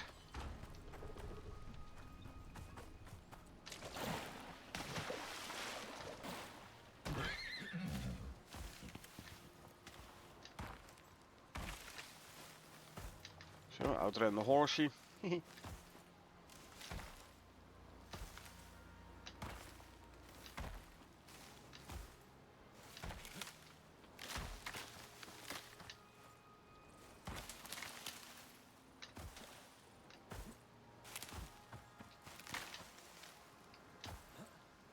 A while ago since saw the mountain base. You know Late Night Stream? He's doing another build video. And my base is gonna be, mountain fortress is gonna be featured in that as well. Yeah, you've come far with it? Yeah, I know, right? So far that I already started putting this down here for animals. And even I like made the animal pen here.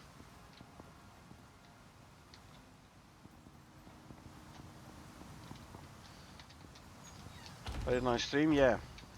Actually, yesterday he did do the recording for this one here. Just to place a wall there again.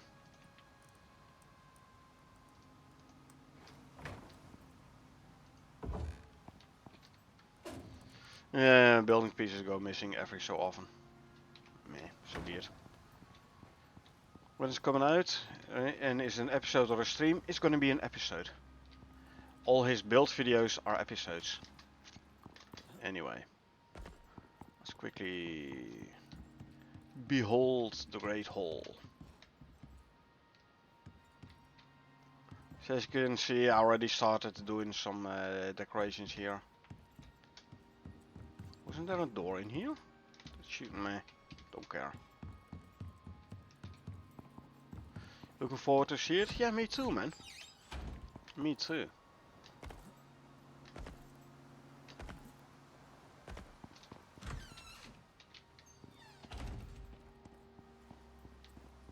Oh, I should not forget to set my spawn point back in main base again.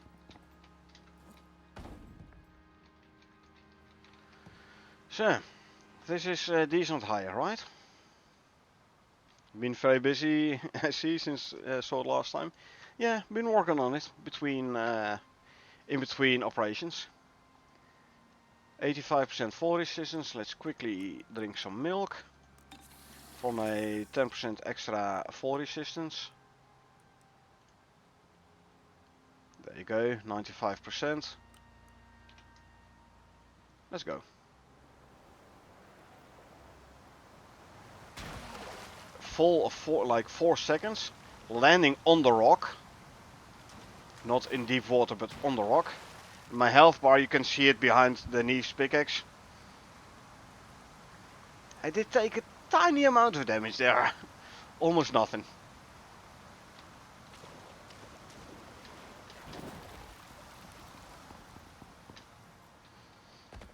Yep, the power of the fall resistance build.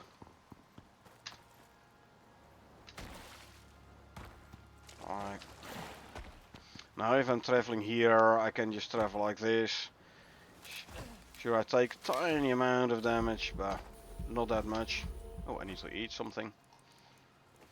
See, my food was ran out and I still have like 33% food. So I don't really need, what was in the survival one, or was it? The one where my, no, where is it? There was a talent somewhere here which said,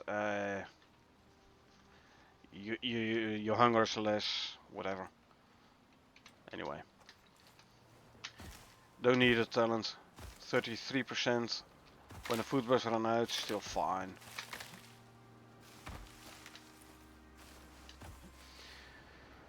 I'm using the Holier and Fire suit with the 4 modules. Obviously it's a trade-off because I don't have the water slot no more. But I fancy my 4 module slots more than the water slot in my suit.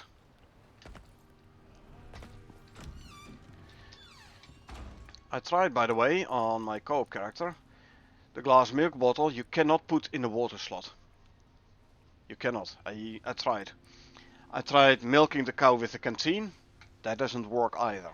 So you cannot have like the constant milk buff by putting milk in a water slot. Doesn't work, unfortunately. Really like the build, like the ultimate overall build with points here and there, but for a good cause. Probably have taken quite some time to figure out this build, I can imagine. Yes, I did. This is the result of about 3,000 hours in the game.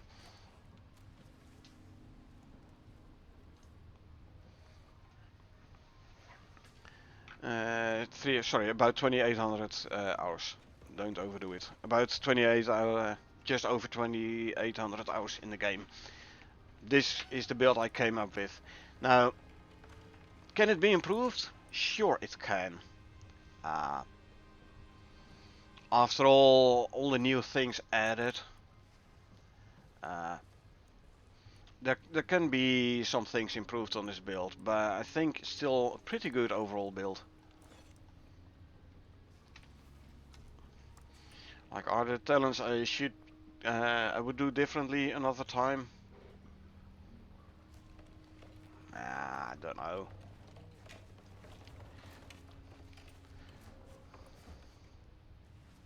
Don't know.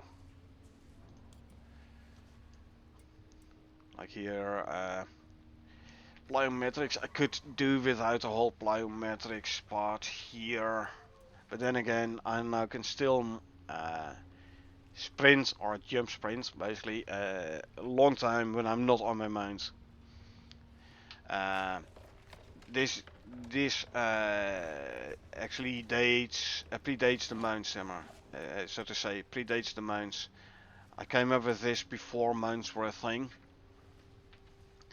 So you could travel quite fast, and on Styx map I could travel from the one end of the map to the other end in the map in a matter of minutes. By do the bunny hop.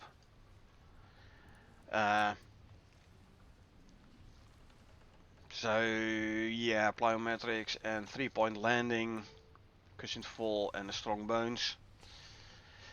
I might do without those.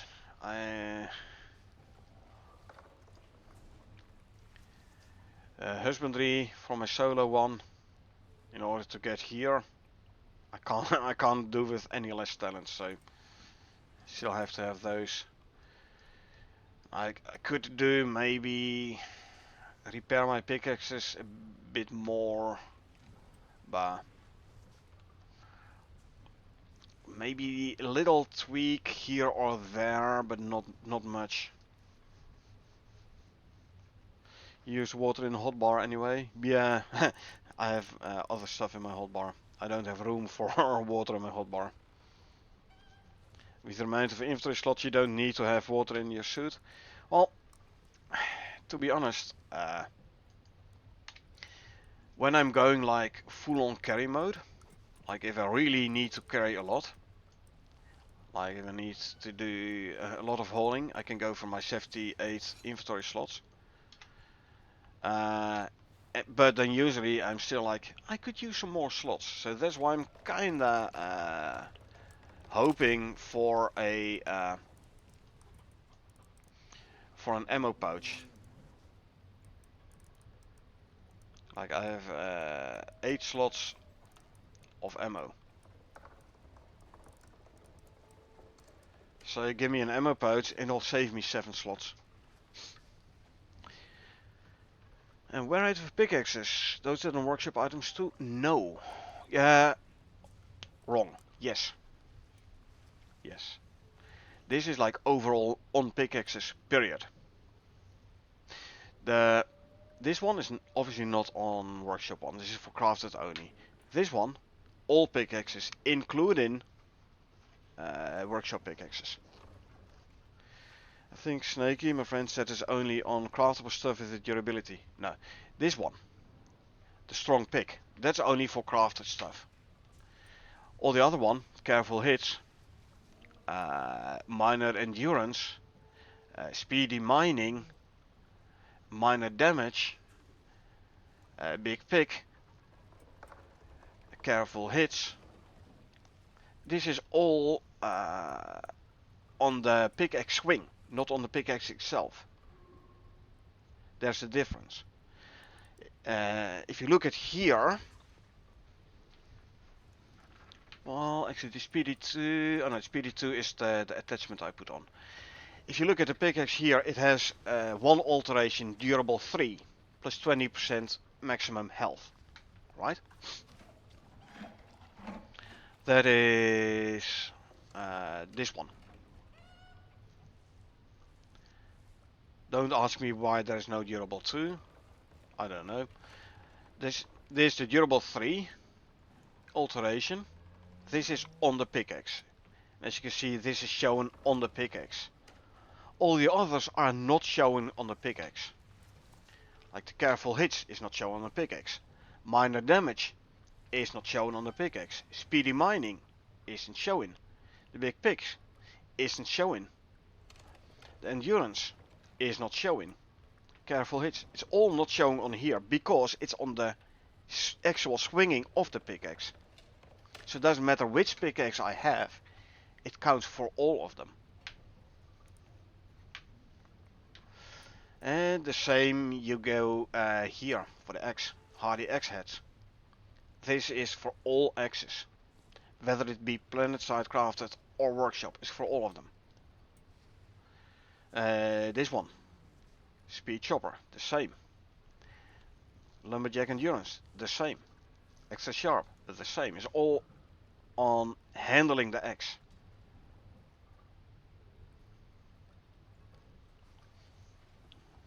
Berserker, controlled rage. This is all on swinging the axe. Hardy axe heads too. Doesn't matter what kind of axe. It's just handling of the axe. Let me move the flour and sugar cubes before I forget. They can go here.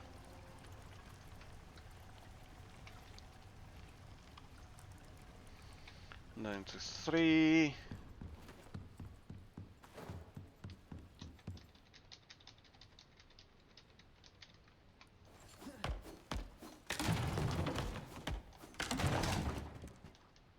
Don't need this one here no more.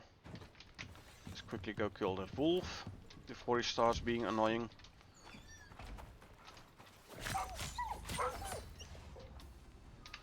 I wasn't careful enough. I did actually hit this one. What do you want? Good night. You only use knives for overcomer's penalty, right? Or do you actually use it for picking too? Only use it for the overcomer's penalty reduction. Why would I use it for mining? Because of the extra yield? Let's see. It has a bit more mining radius. Okay, I give you that. But my titanium one has 75% mining radius. This one has 148% yield. This one has 140 yield. So slightly less yield. But I don't want to have to like send it up to the space station to repair it, or even worse, buy the repair kits to repair it here planet side. I'm too lazy for that. I just use my titanium one here. Do I really care about this little extra yield? No, I do not. Because as soon as I get to where's the other one? Here. As soon as I get to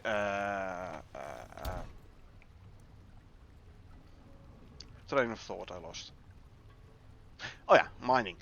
As soon as I get to the deep drills, I basically stop mining nodes. Because, as you know, every hit with a pickaxe on a node is being registered separately.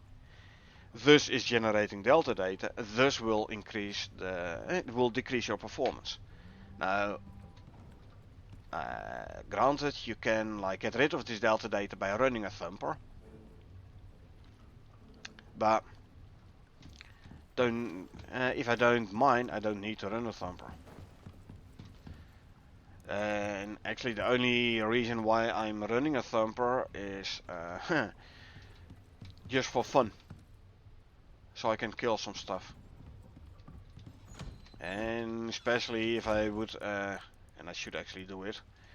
Because I have my thumper currently right here, because there's quite a lot of nodes on the ground here. This is from when I was still building Mountain Fortress, even with 3 silica deep drills. Yes, 3. One here, and a third one there. It could not keep up with the amount of concrete I needed. Now Mountain Fortress is done building, so I don't need that much silica no more. But 3 silica deep drills didn't keep up with my concrete production, so I used this here to do mining of the silica nodes. Don't need it no more, so I should actually put it in a location with a couple of big caves.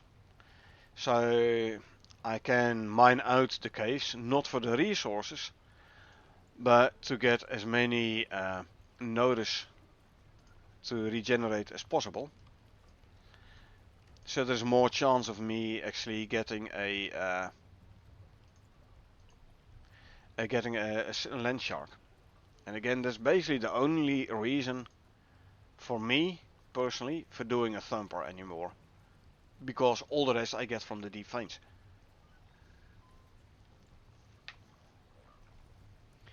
I should actually move this one like there and regenerate this entire cave. You know what? Why talking about, why not just doing it?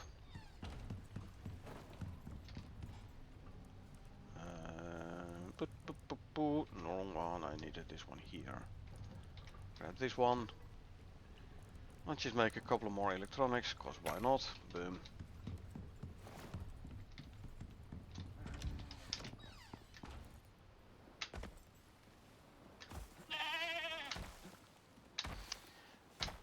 A couple, indeed.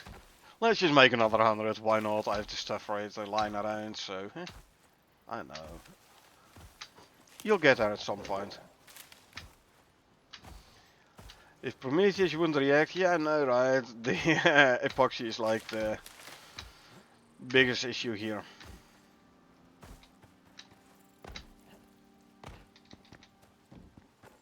Yeah, you know, just run enzyme geyser.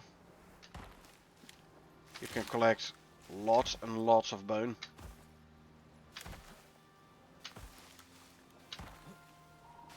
You get it quite fast and easy. Well, I still have to work for my epoxy though. A couple of streams ago I went for mammoth hunt in the Arctic here. Killed a bunch of mammoths and turned all their bones into here. Nothing to regenerate? No. So no reason to run it. I got myself a bunch of mammoths and turned their tusks into crushed bone and into epoxy. So yeah, some fun today with Colombian mammoth in the Prometheus swamp. 400 crushed bone for a tusk is very nice indeed. One tusk is one stack of epoxy.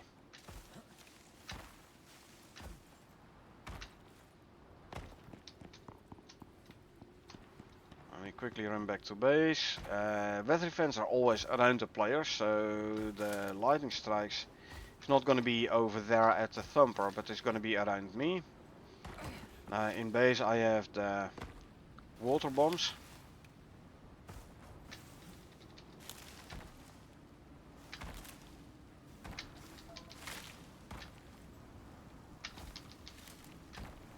There's an orange flash storm there.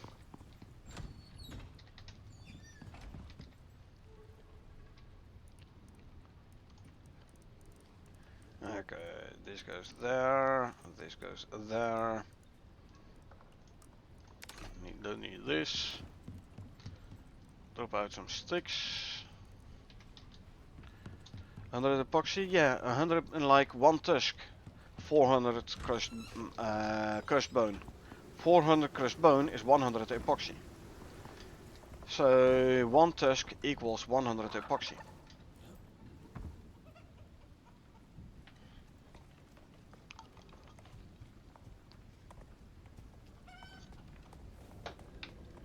I have this little base here, which I had to build for the Voyager operation. Yep.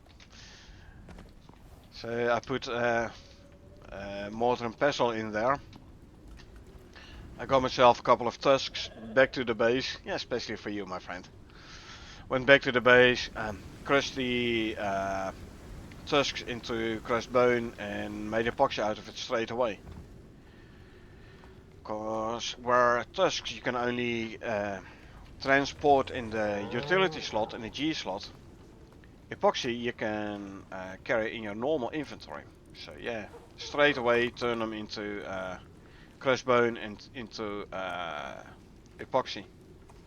So I brought back like 600, 800, 1000 or so epoxy. So it's actually very good hunting there in the Arctic. This part here usually has a couple of mammoths roaming around.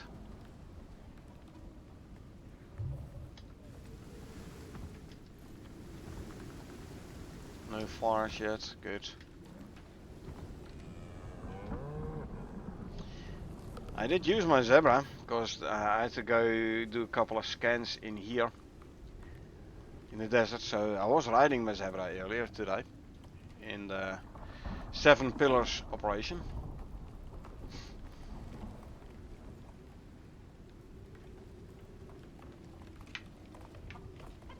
You actually, Moe, you can be set to wander again.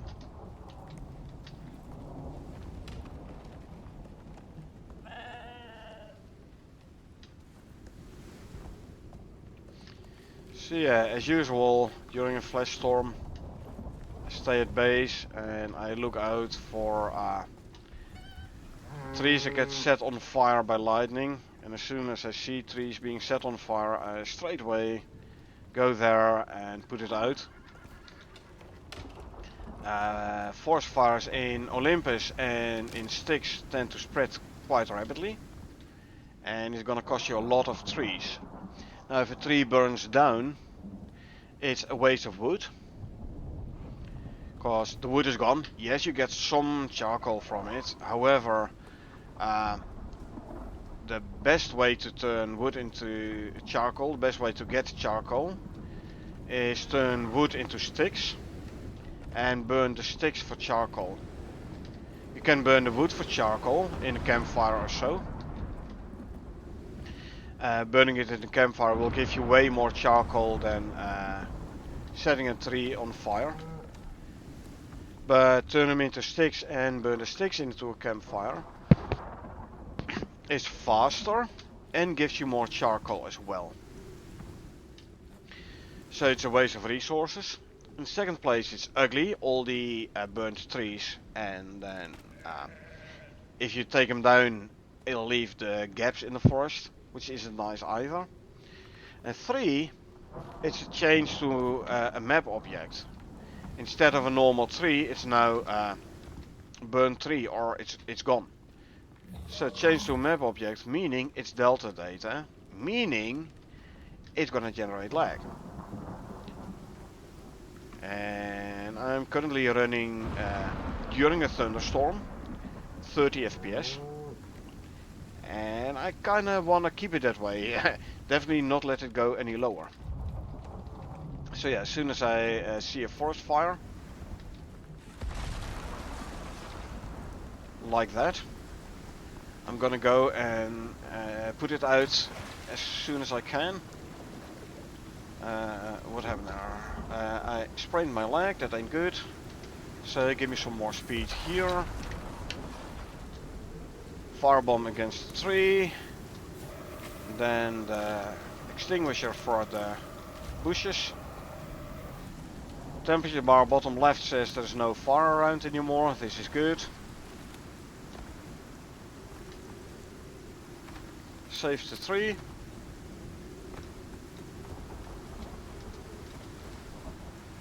Go back into shelter to get my exposure down, because exposure is gonna slow me down.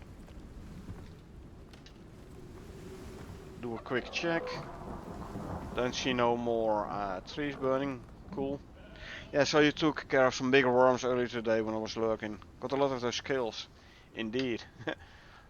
I have so many of them in base. The ones I did bring back, I just destroyed. I didn't have space for it in my cupboard anymore, so.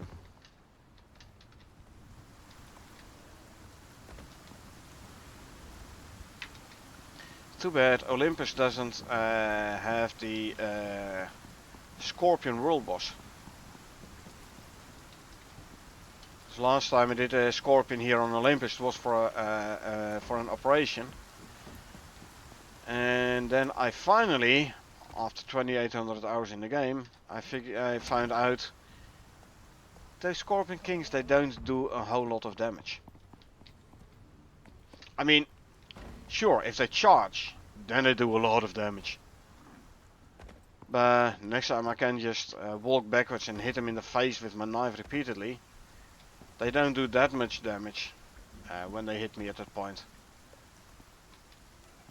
So next time I am gonna do Scorpion King once I'm back up to like proper armor and weaponry, that is. Scorpion Kings are gonna be way easier. Just take the hits, take one on the chin, and just knife him to death with a knife. Titanium knife with electroshock attachment, my favorite one.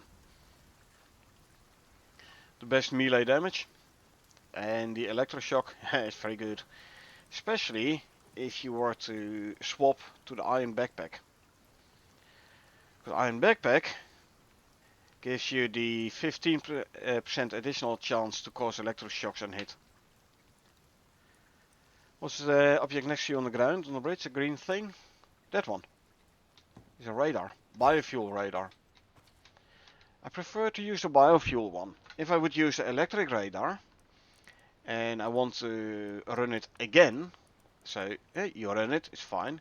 If you want to run it again, you have to disconnect and reconnect electricity.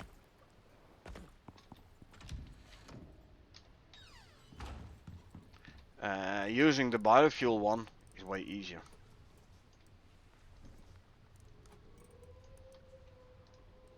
You prefer biofuel too? Yeah, me too. For the reasons I just I just explained. I can just walk up to it and like scan again. That is after I've had a meteor event, which is only gonna happen after I empty out exotics again. When am I gonna empty out exotics again? I don't know. Don't care about the exotics to be honest at this moment on this character. Mark the on this character part. As soon as you start a new character, it's gonna be different, obviously, because then I want the exotics to buy a couple of workshop items, like the knives, like oxygen tank. Don't think I'm gonna go for the Hulu canteen again though. I'd rather go for the other one. Because the other one is the heated canteen, so it's good for in the Arctic. Maybe workshop one that doesn't require anything. Yeah, doesn't it? It does require a power source though.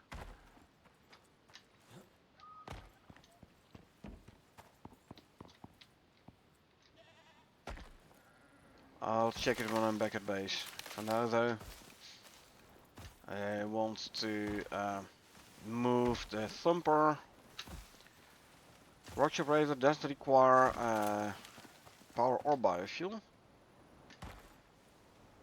Ah, you're right. There's the extractor and there is the. Hey, hold on. So there is the exotics extractor thingy. Definitely requires a power source. And what was the other one? There was another workshop item. Yeah, the battery. But there is another one. Another. Oh no, I know what I'm thinking about. Like the batteries, the power source there. The battery looks a lot like the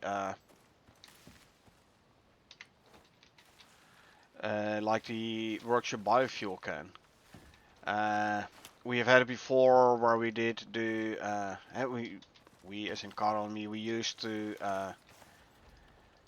speedrun a kill sandworm mission where you had to put like 3 radars down, or 3 this one here. Put these 3 down and then in the middle there was a sandworm popping up. And near one of those locations of the beacons here or the scanners you had to place, there's a 33% chance of there being a exotics vein.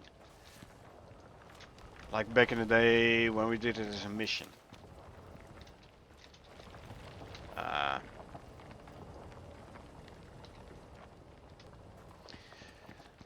So we dropped down with the space extractor on our back and the power source, and we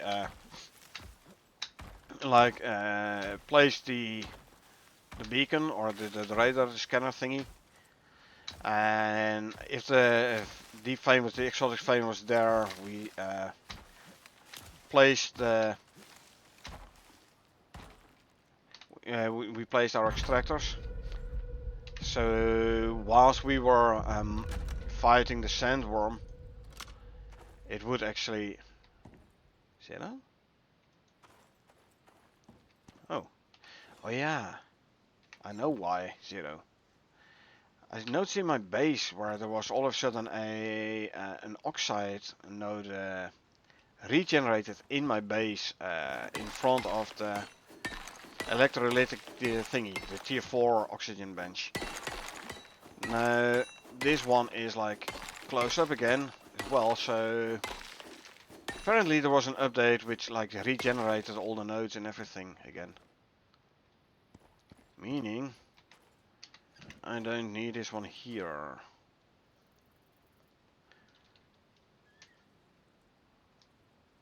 Let's pick it up. Let's quickly head back to base and I'll have a quick look. But yeah, this one time instead of bringing a power source, I brought, I believe, the biofuel can.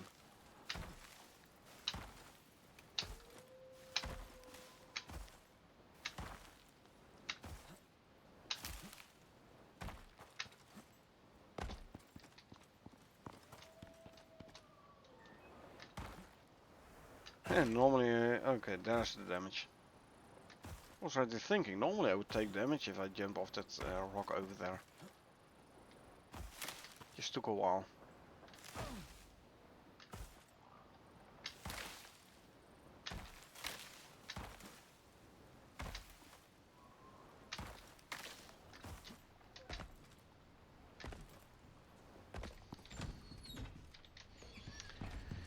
Okay, let's have a quick look, shall we? Request equipment. Workshop. Extraction. Yep. Radar doesn't use fuel. This one uses the prototype power source. And one time I accidentally brought down... Where is it? Let's try and find it. Oh, this one. The biofuel thing, the fuel canister.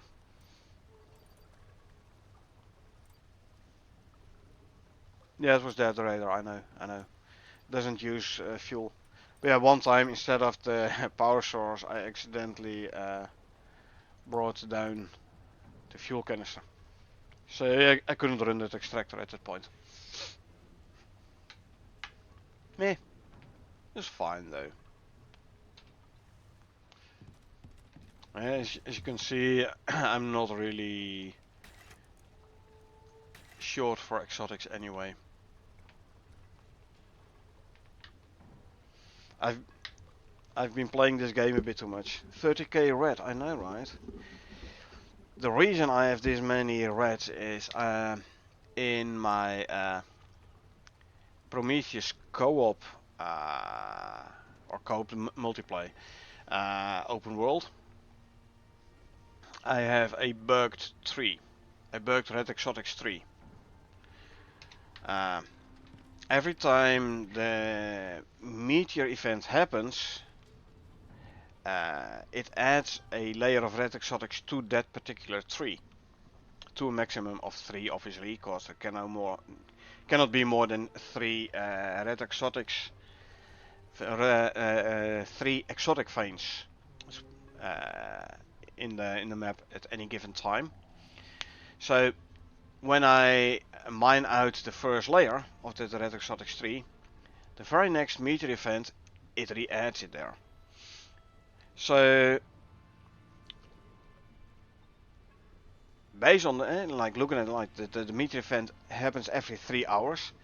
Now extracting red exotics is not fast, and I spent hours and hours literally there, just running back and forth there,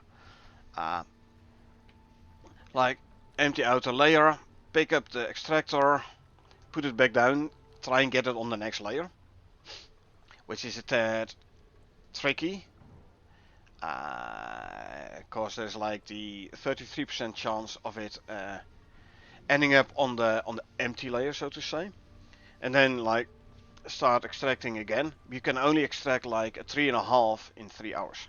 It takes about 2 hours to fully empty out the tree. So you start with 3. You empty out a layer and a half, so you have a layer and a half left. Meteor event happens, adds a layer, so you have 2.5 layers again. Then you can empty out the last half layer and then empty out 1 more layer. If you're lucky, if you're fast enough, you can just about empty out the second layer, so then you have one layer left. Meteor event happens, it adds a layer. You empty out a layer and a half, there's a half layer left. Meteor event happens, it once again adds a layer. So it takes you like 12 hours of non-stop exotics mining before they're all empty.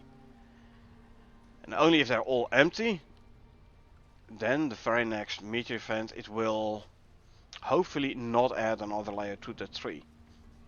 But yeah, with like, I don't know, a couple of hundred red exotics per layer,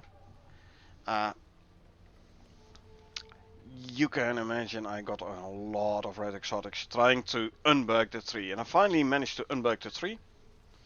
Then for like 2 or 3 meteor events, everything was fine.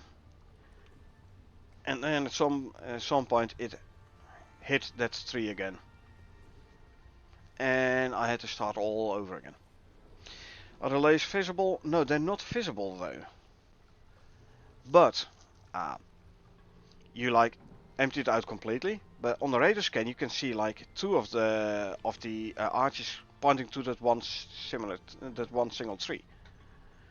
So you empty one out. You do another radar scan. And then it still shows you, hey, like there at that tree, there's still red exotics. Then you place it and hook it up. Then it says, no, nothing. You take it away, you place it again, hook it up again. Then it says, yeah, hey, here's red exotics. I'm gonna start mining red exotics again. So you know it's a second layer there.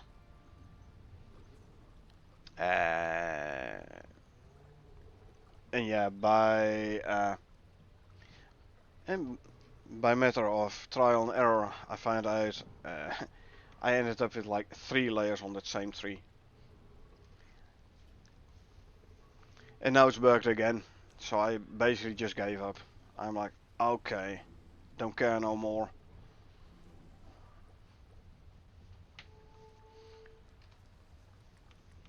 So yeah.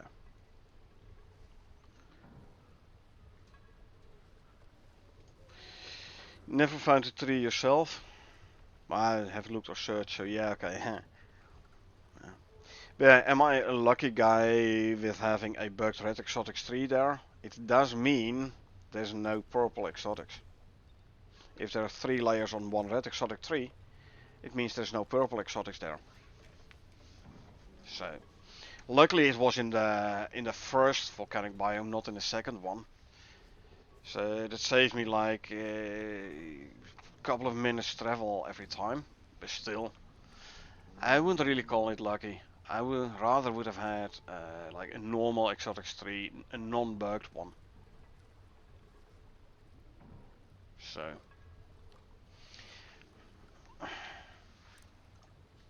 anyway, but since apparently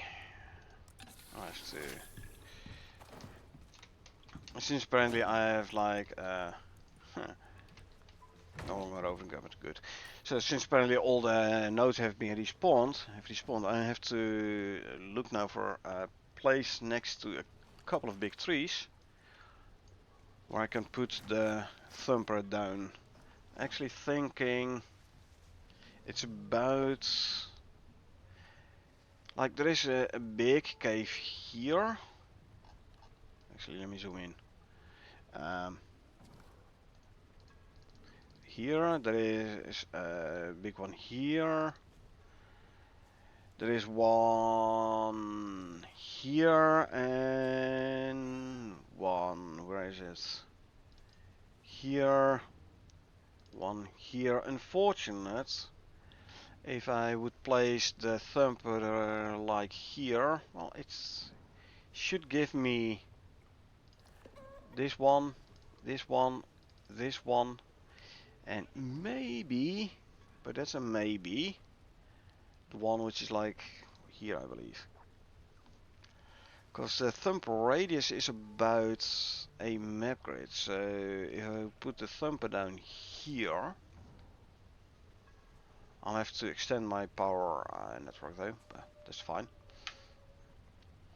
Then it should hopefully cover all those caves. So then all I need to do is like mine all the caves, bring the buffalo with cart, and then I can run a proper heavy thumper here with hopefully a high on the danger scale, and hopefully get multiple multiple land sharks.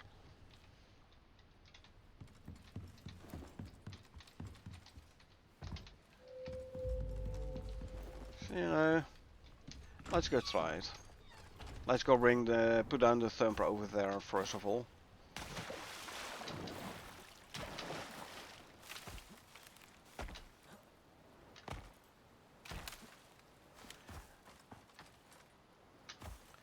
I'm not taking the mount because I have to put a power line down. And because of my talents, I can still move pretty quick whilst just running. So no need to bring the mounts.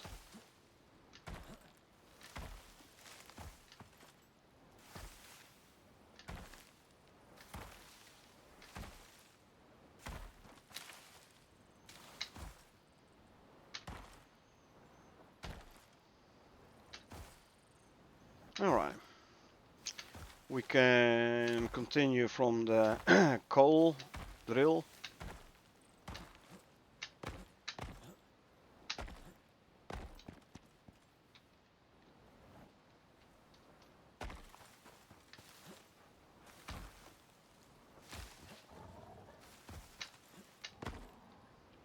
There's a white buff right on the to the right of the bad buff. This one, coconut piece of cake, chocolate cake, coconut cake. The carrot cake is yellowish. Yeah, that icon is a piece of cake, you know. Pun intended.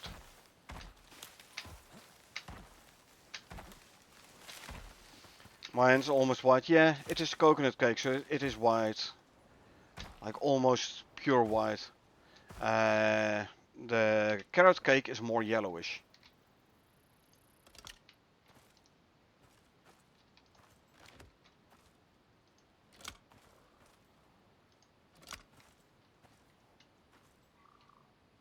Okay, let's see. We have to go that way.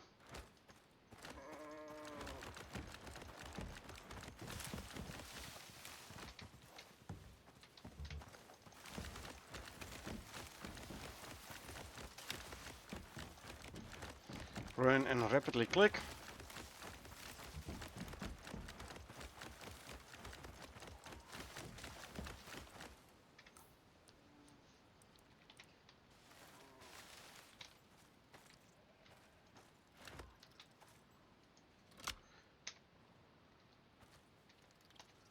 Not showing anything connected, but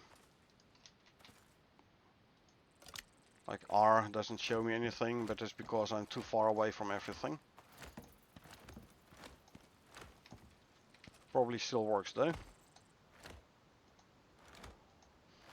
If I haven't missed a click, although when you do it this way, moving and clicking, if I miss a click, it's just gonna not place another, like so.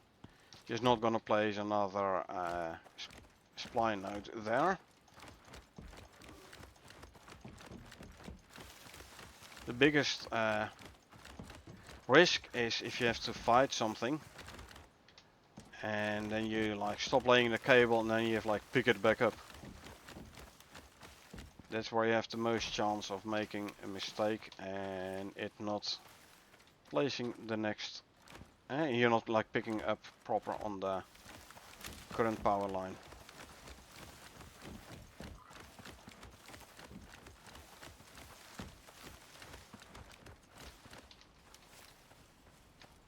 Okay. Oh, that's cool. Okay.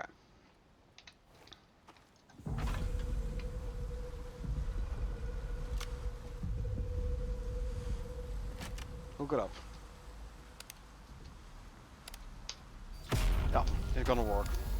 So that means my power line is good. Uninterrupted. Right, so it's not covering these. It's covering this one, it's not even covering these. It's only covering one cave, only covering the cave over here, unfortunately. I can try place it here. Pretty big radius of the thumper, yeah. Would have been nice if it would have been bigger, but here it only covers one cave. I'm gonna try and have it cover a couple of big caves, but now comes the annoying part, taking out the power line I just laid.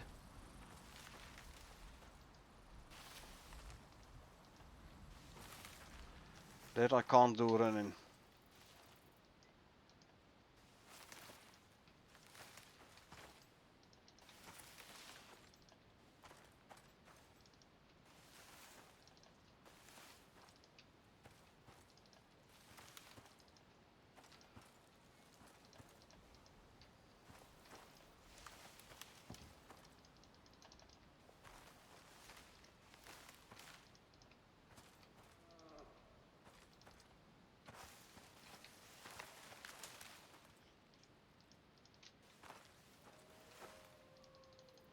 Gonna remove all the caves you just put down, not all of them.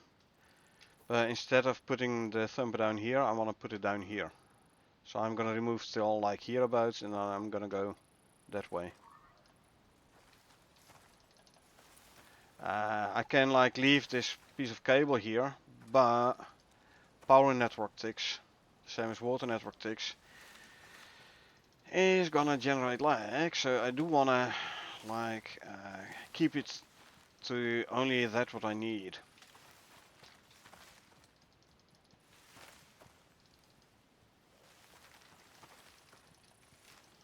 Where I placed the thumper down, it was only covering one single cave. I was hoping it would cover more, but didn't really. Okay, a bit more.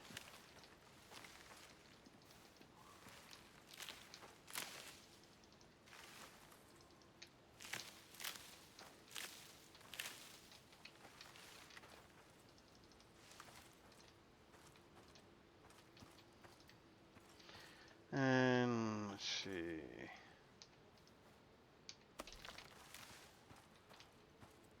Pick it back up from here. Let's go this way.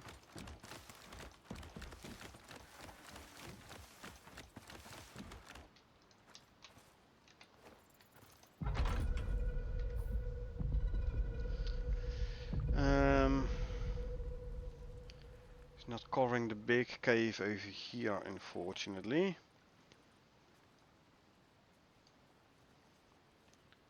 And it's barely covering the one here. Although, having said that, I have noticed the range being slightly beyond the circle here. I'd have to check this cave, which direction the cave is going.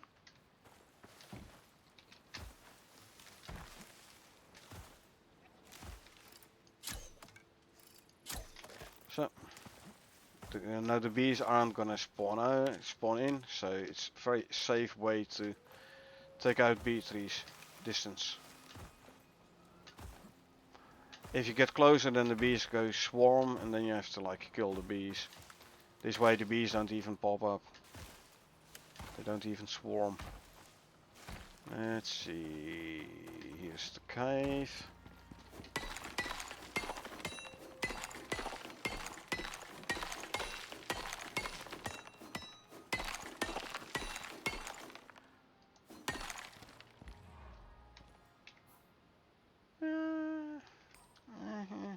Maybe. Oh, this template. I know this template. 3 and 2.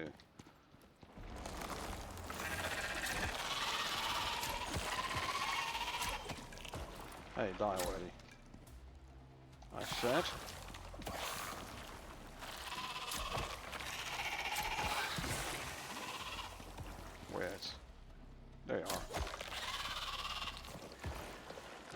Let's just do the easy way. Let's just pick up everything. Q.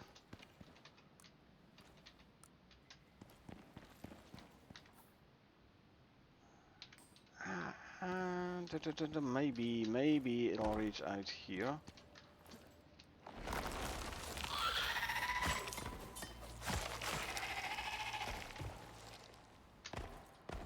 I'm not sure though.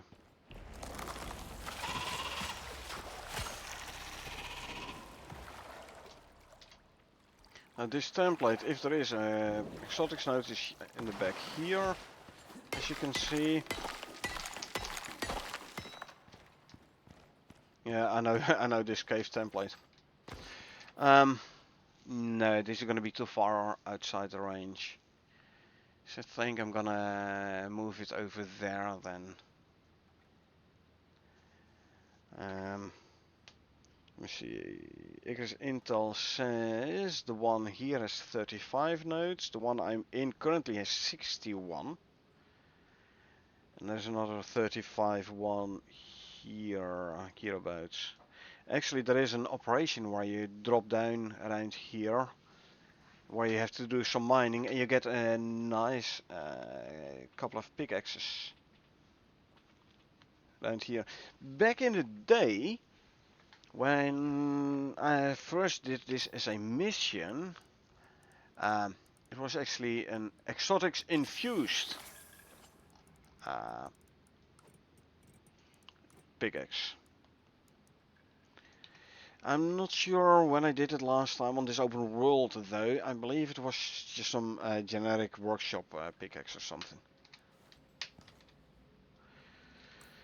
But yeah, 61 and 35 is only 196.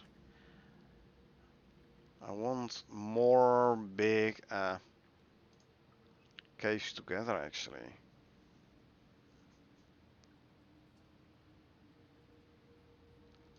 Is there a spot? Can I quickly check where I get like at least 100 or so?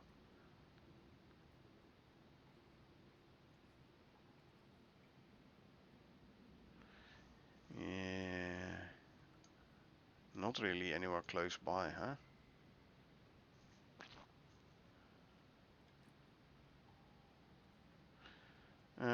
Let's see, 61 and 35 is 96. I have a 67 and a 27. So 94 is less.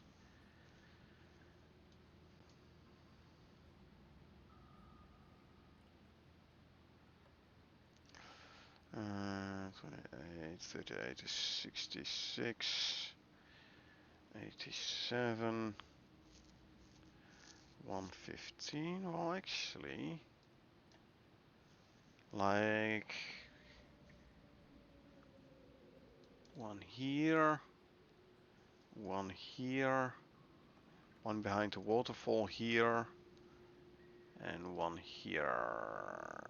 If I transpose this one, would be from here to there. I might even get this one in. So since you have all the drills, why do you want to have the thumper? For fun. So I can run land shark. I want to run thumper and then kill land sharks.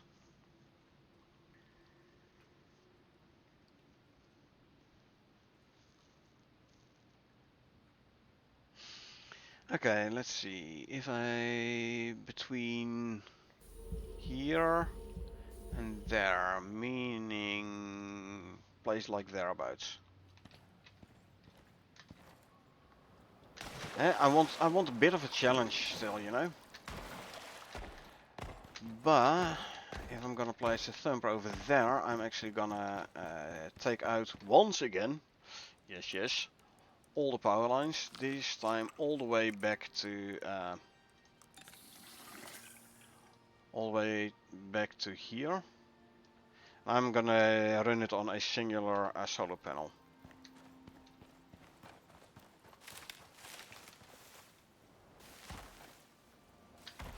Then the placement really doesn't matter. It does. It does. Right now there is like 0 Zero notice to be regenerated. Because I haven't done any mining around here. As you can see, mineral nodes to regenerate, well 40, okay. Risk low.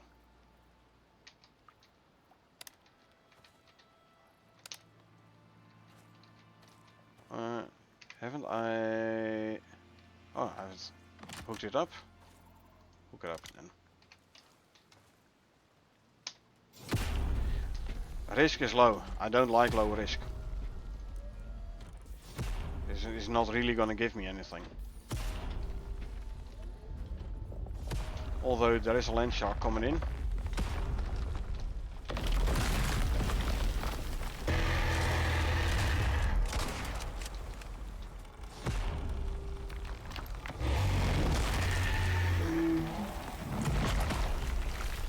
Just my luck, weather event incoming. Oh, I'm full and I'm over encumbered. I don't want to be over encumbered, sorry.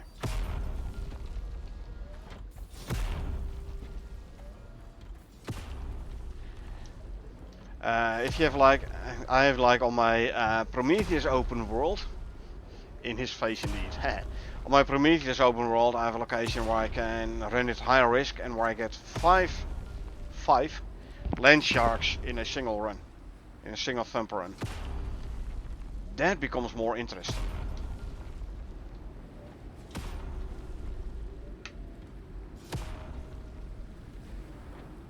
Yeah, like single land shark or two land sharks, I mean come on, what's that?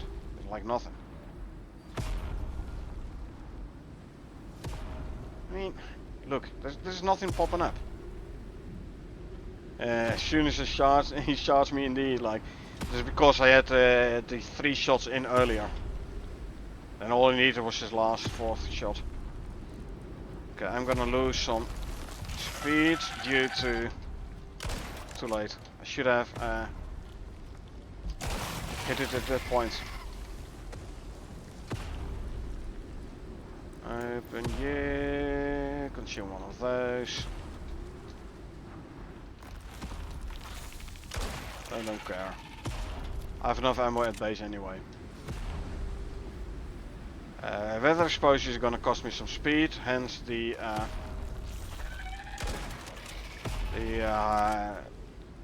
strawberry hard candy. But like this is a boring thumper run, you know. I'd rather have multiple land sharks. Just for a little bit more of a challenge. I mean, land sharks do become challenging when you when they manage to get like diving, you know. When they get to the point they start diving, then a whole different story. So just for me always the trick, like make sure you don't give them a chance to dive. Hey, why didn't you die? No, you died. Like kill them before they dive.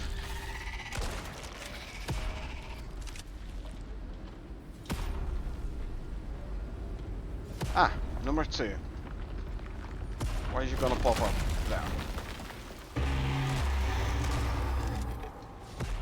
Hey, you see the electric shock from my iron backpack.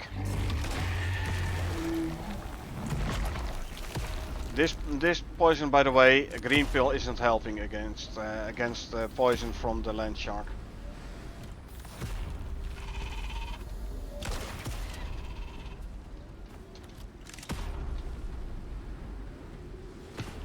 So that's damage you have to take. Not really a problem.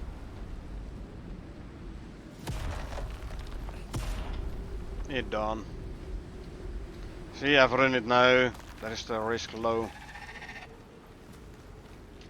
Oh, there you are. I have the green pill anyway, so. Still good, yeah, 4k durability. Oh no, you did take some damage. Okay, now you repair it again.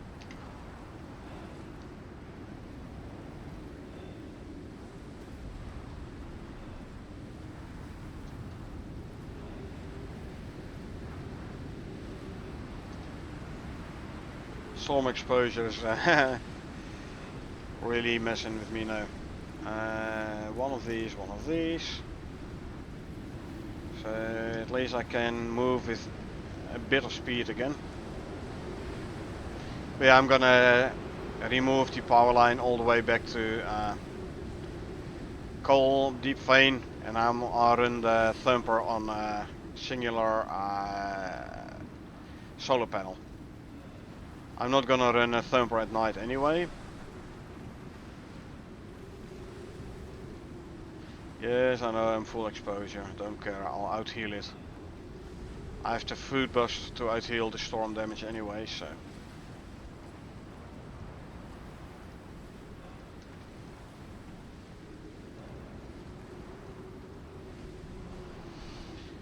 Time for you to head to bed. Thanks for the stream, nice to have a chat. Thanks again for showing me, enjoyed it as always. You're welcome, my man. Yeah, thanks for being here, really appreciate it. And you know me, if you have questions, feel free to ask and I'll answer them as good as I can. Catch you soon again. Yeah, thanks, man.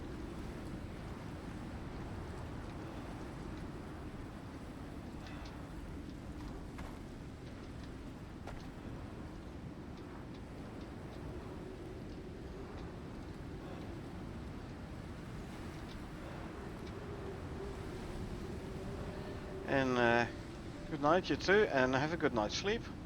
Oh, by the way, before you go, if you're still here, how did the job interview go? I completely forgot, sorry about that.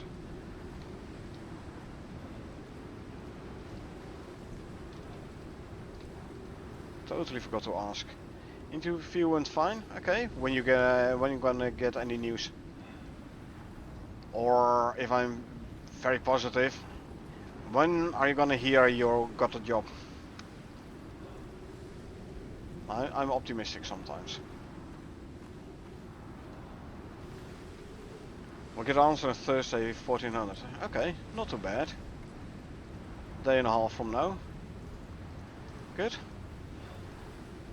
I'll try and remember it earlier next time. Instead of like when you say I'm gonna go. Very excited. Indeed, I can imagine, man. I can imagine.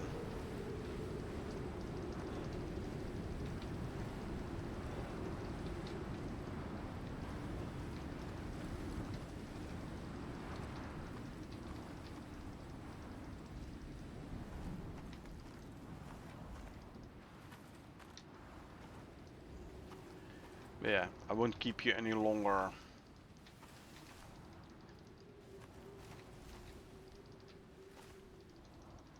They were cool and nice. Yeah, good to hear. Thanks for asking. Hey, I try to be social sometimes, you know. Also, I think I would appreciate it if I were having a job interview and people would ask me how it went. I think would appreciate it, so I reckon other people might appreciate it as well. So basically, if I want people to ask me how it went, I should ask people how it went. So it's easy as that.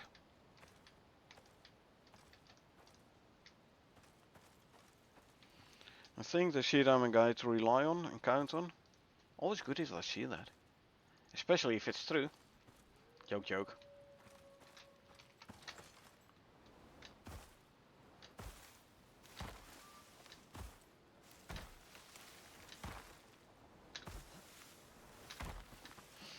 Alrighty. I'm out and back and I'm gonna make myself a solar panel. Grab a mount. Plus a good reference from a coworker that was first to contact them if they need a great guy to do the team. Oh yeah, that definitely helps as well, man. Definitely. References can make or break a job interview. Totally. Totally.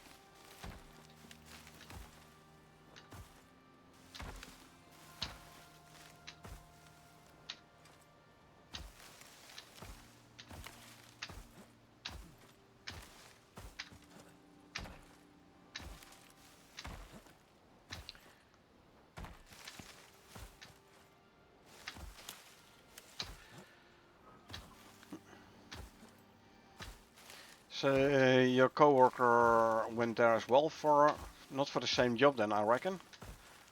Like you're both fighting for the same job.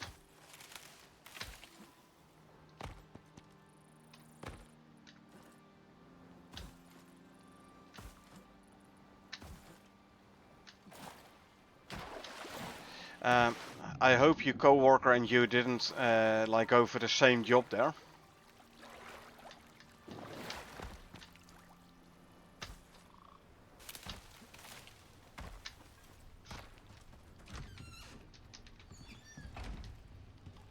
Well, co-worker already quit and has another job. Okay, okay.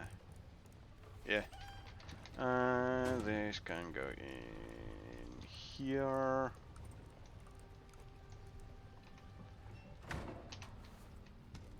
Let's see. Some iron ore. Silica, coal, silica, sulfur. Sulfur. Coal. Oh, this is silica. So he was just a contact between them and me. Okay, okay. I would have been a bit awkward if you would have gone for the same job interview and him praising you and then you getting the job where he also was applying for. So it's a good thing that's not the case.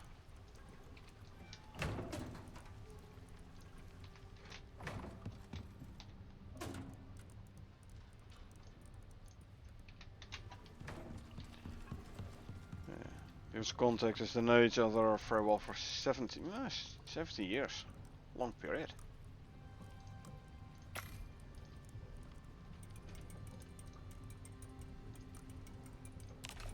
Rid of the fiber. The vestige in there. Ah, you know. It is coming up on midnight, eh? Yeah. They've been working against each other during these years. Those years. Two different companies in the same branch. Both sellers, yeah. Hey. So you basically stay in your... let's call it, you stay in your field.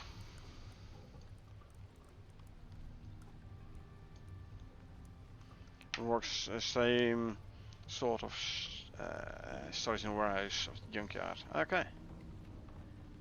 Exactly, strong and winning point. I have a lot of experience in this job already, so yeah. Definitely. Here, this one respawned. In the middle of my base.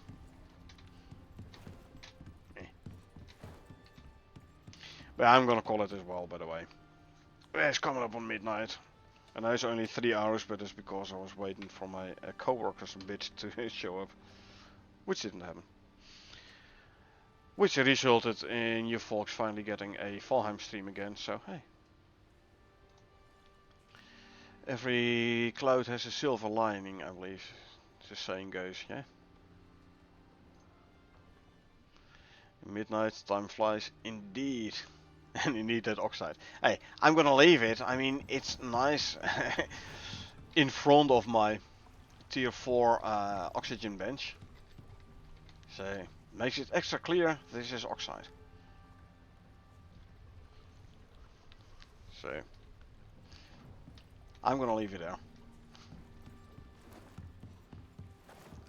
But yeah, like I said, I'm gonna call it for today as well. There is one more operation to do. Today's Tuesday, so maybe Thursday, depends. I might do a Valheim stream on Thursday. Don't know yet. One more stream to do here, and then once this one is done, I'm gonna start a new character on Styx. And start all over again. That for me is the replayability of Icarus. Like, you have accomplished everything, you just start over anew. Like, new character level 0, no workshop items, no currency, no nothing. Just completely new. And then, I don't know, maybe rush to max level or just do it easy on. I do recall Styx when it came out.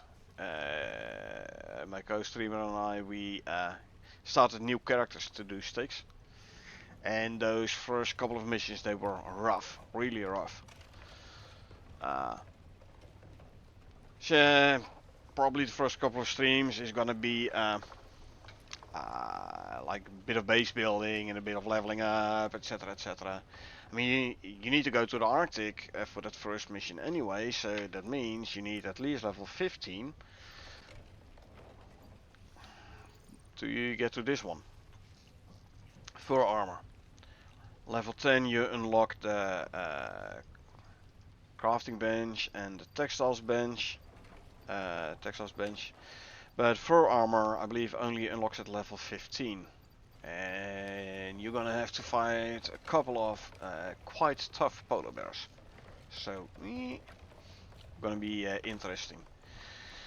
So yeah, first couple of streams probably gonna be just some leveling and stuff, building up, get some better weaponry. We'll see how it goes. Any news about the DLC, the Big Hunt one? No, still to come.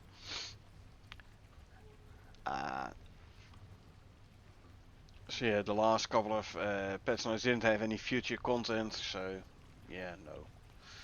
Nothing news there about the Big Hunt. So yeah, I have to talk from memory now, trying to remember what was all mentioned in the patch notes, because that's all I'm allowed to say about it. But, I can tell you it's gonna be interesting in multiple ways. But yeah, have a good one, good night, and see you soon. Yeah, again, thanks for being here, really appreciate it, man. Have a good night's sleep, and I will see you around, and I'm crossing my fingers for you for Thursday. You're excited for the DLC? You're not the only one, man. It's going to be a very interesting one, and I can't wait to start playing it.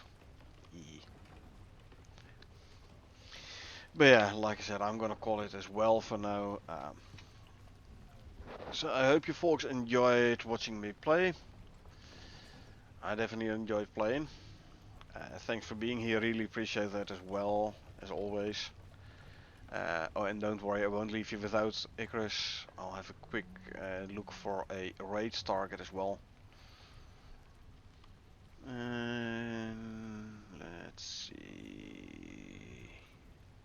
Any Icarus here. So remove this filter.